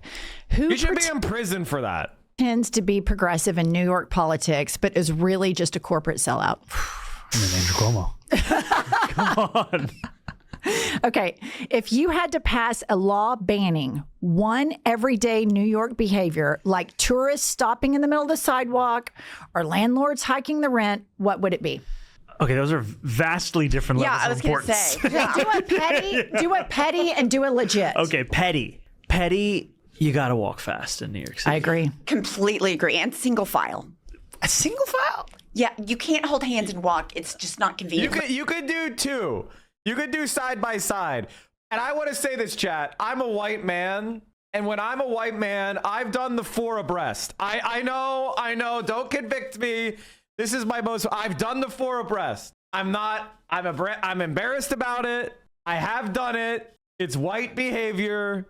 I'm not proud of myself, but I did do it. Okay. In fact, I may have did it yesterday, but in my defense, the sidewalks were not busy that night. Okay. The sidewalks were not busy. Okay. I wouldn't do it in a busy situation. Okay.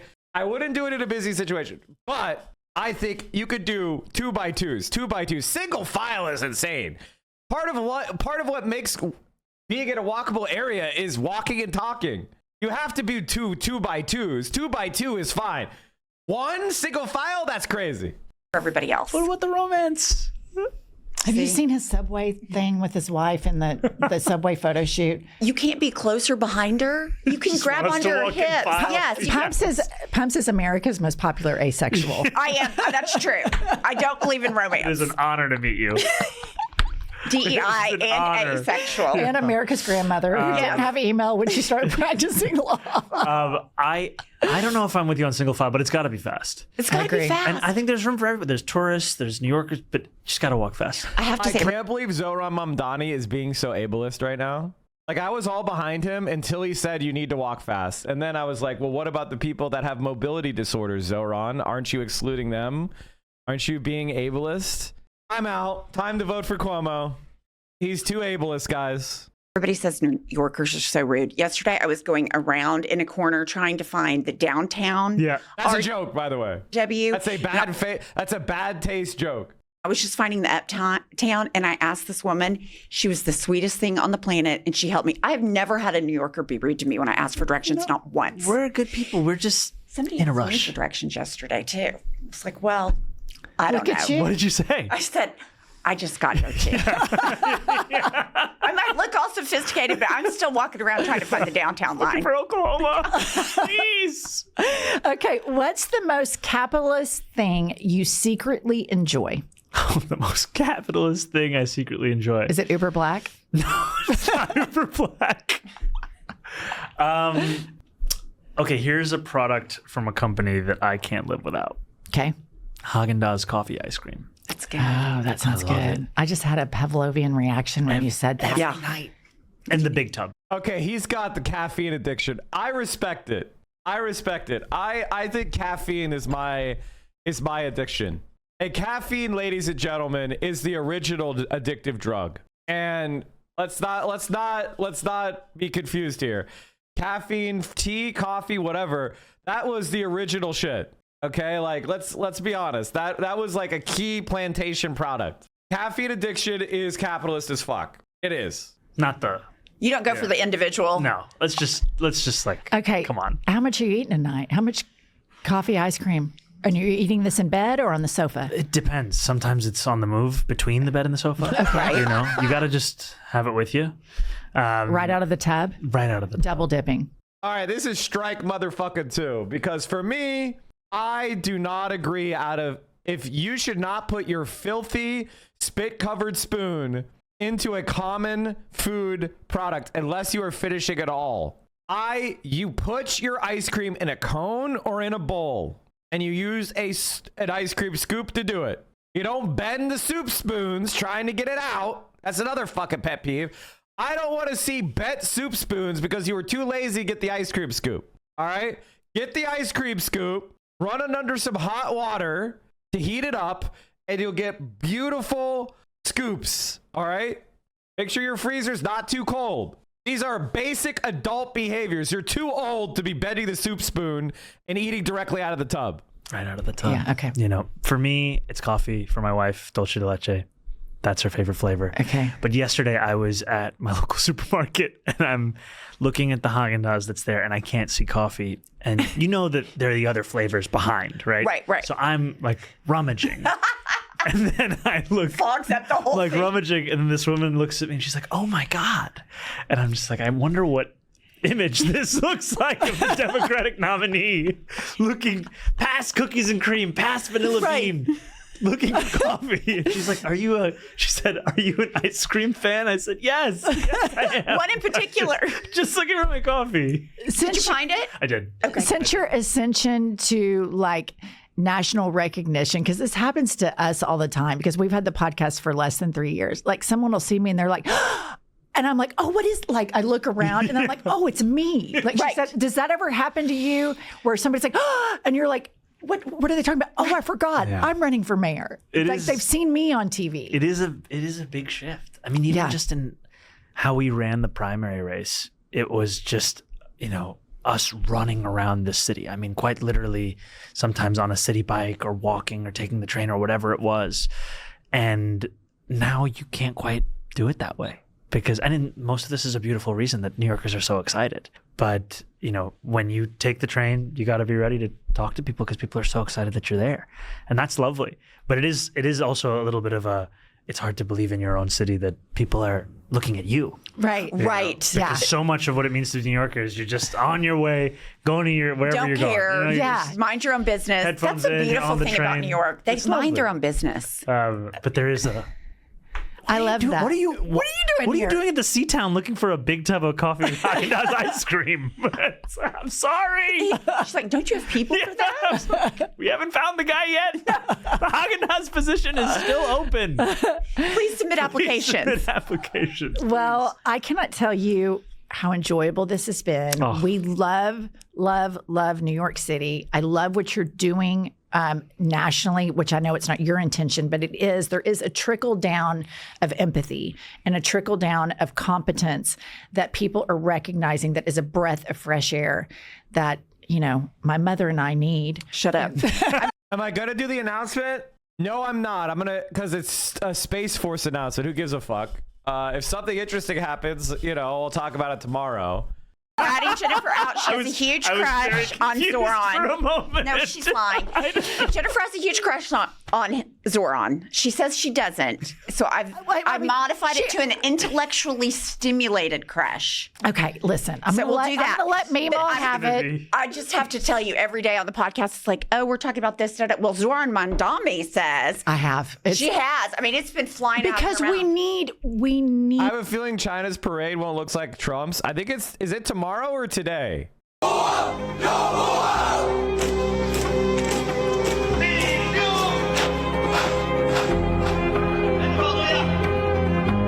Damn, they're sweating. Oh, it's raining? Okay.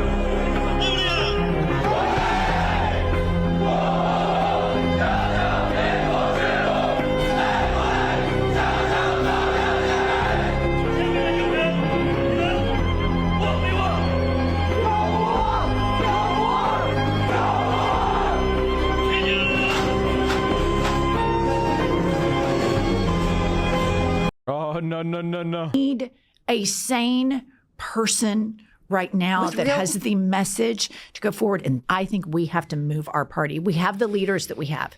This is who we have right now. We're trying to fight against fascism.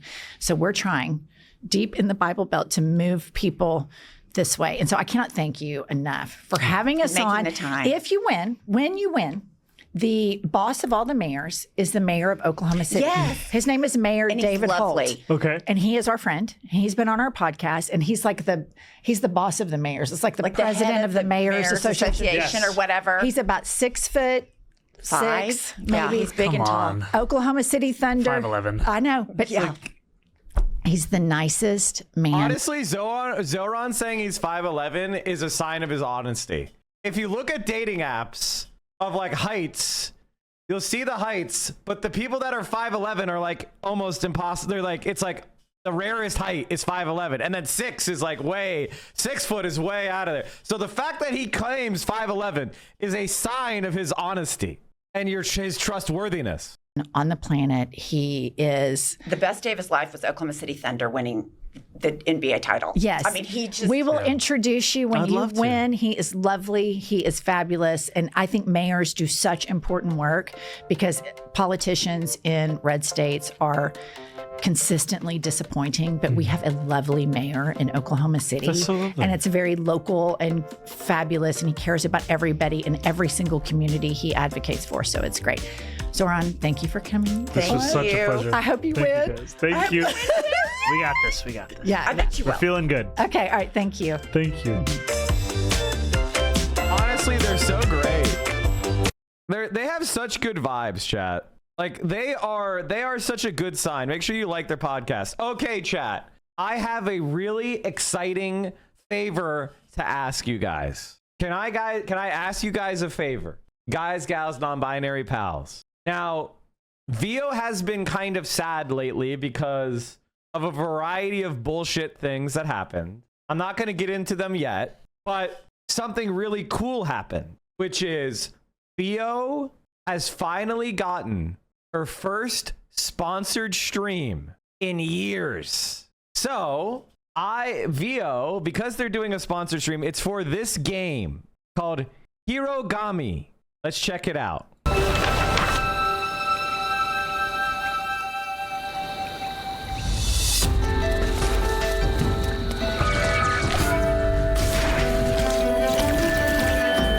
This is kind of cute.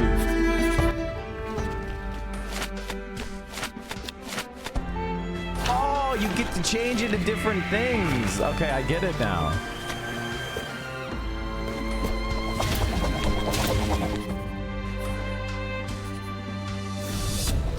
This is dope. Fun little platformer.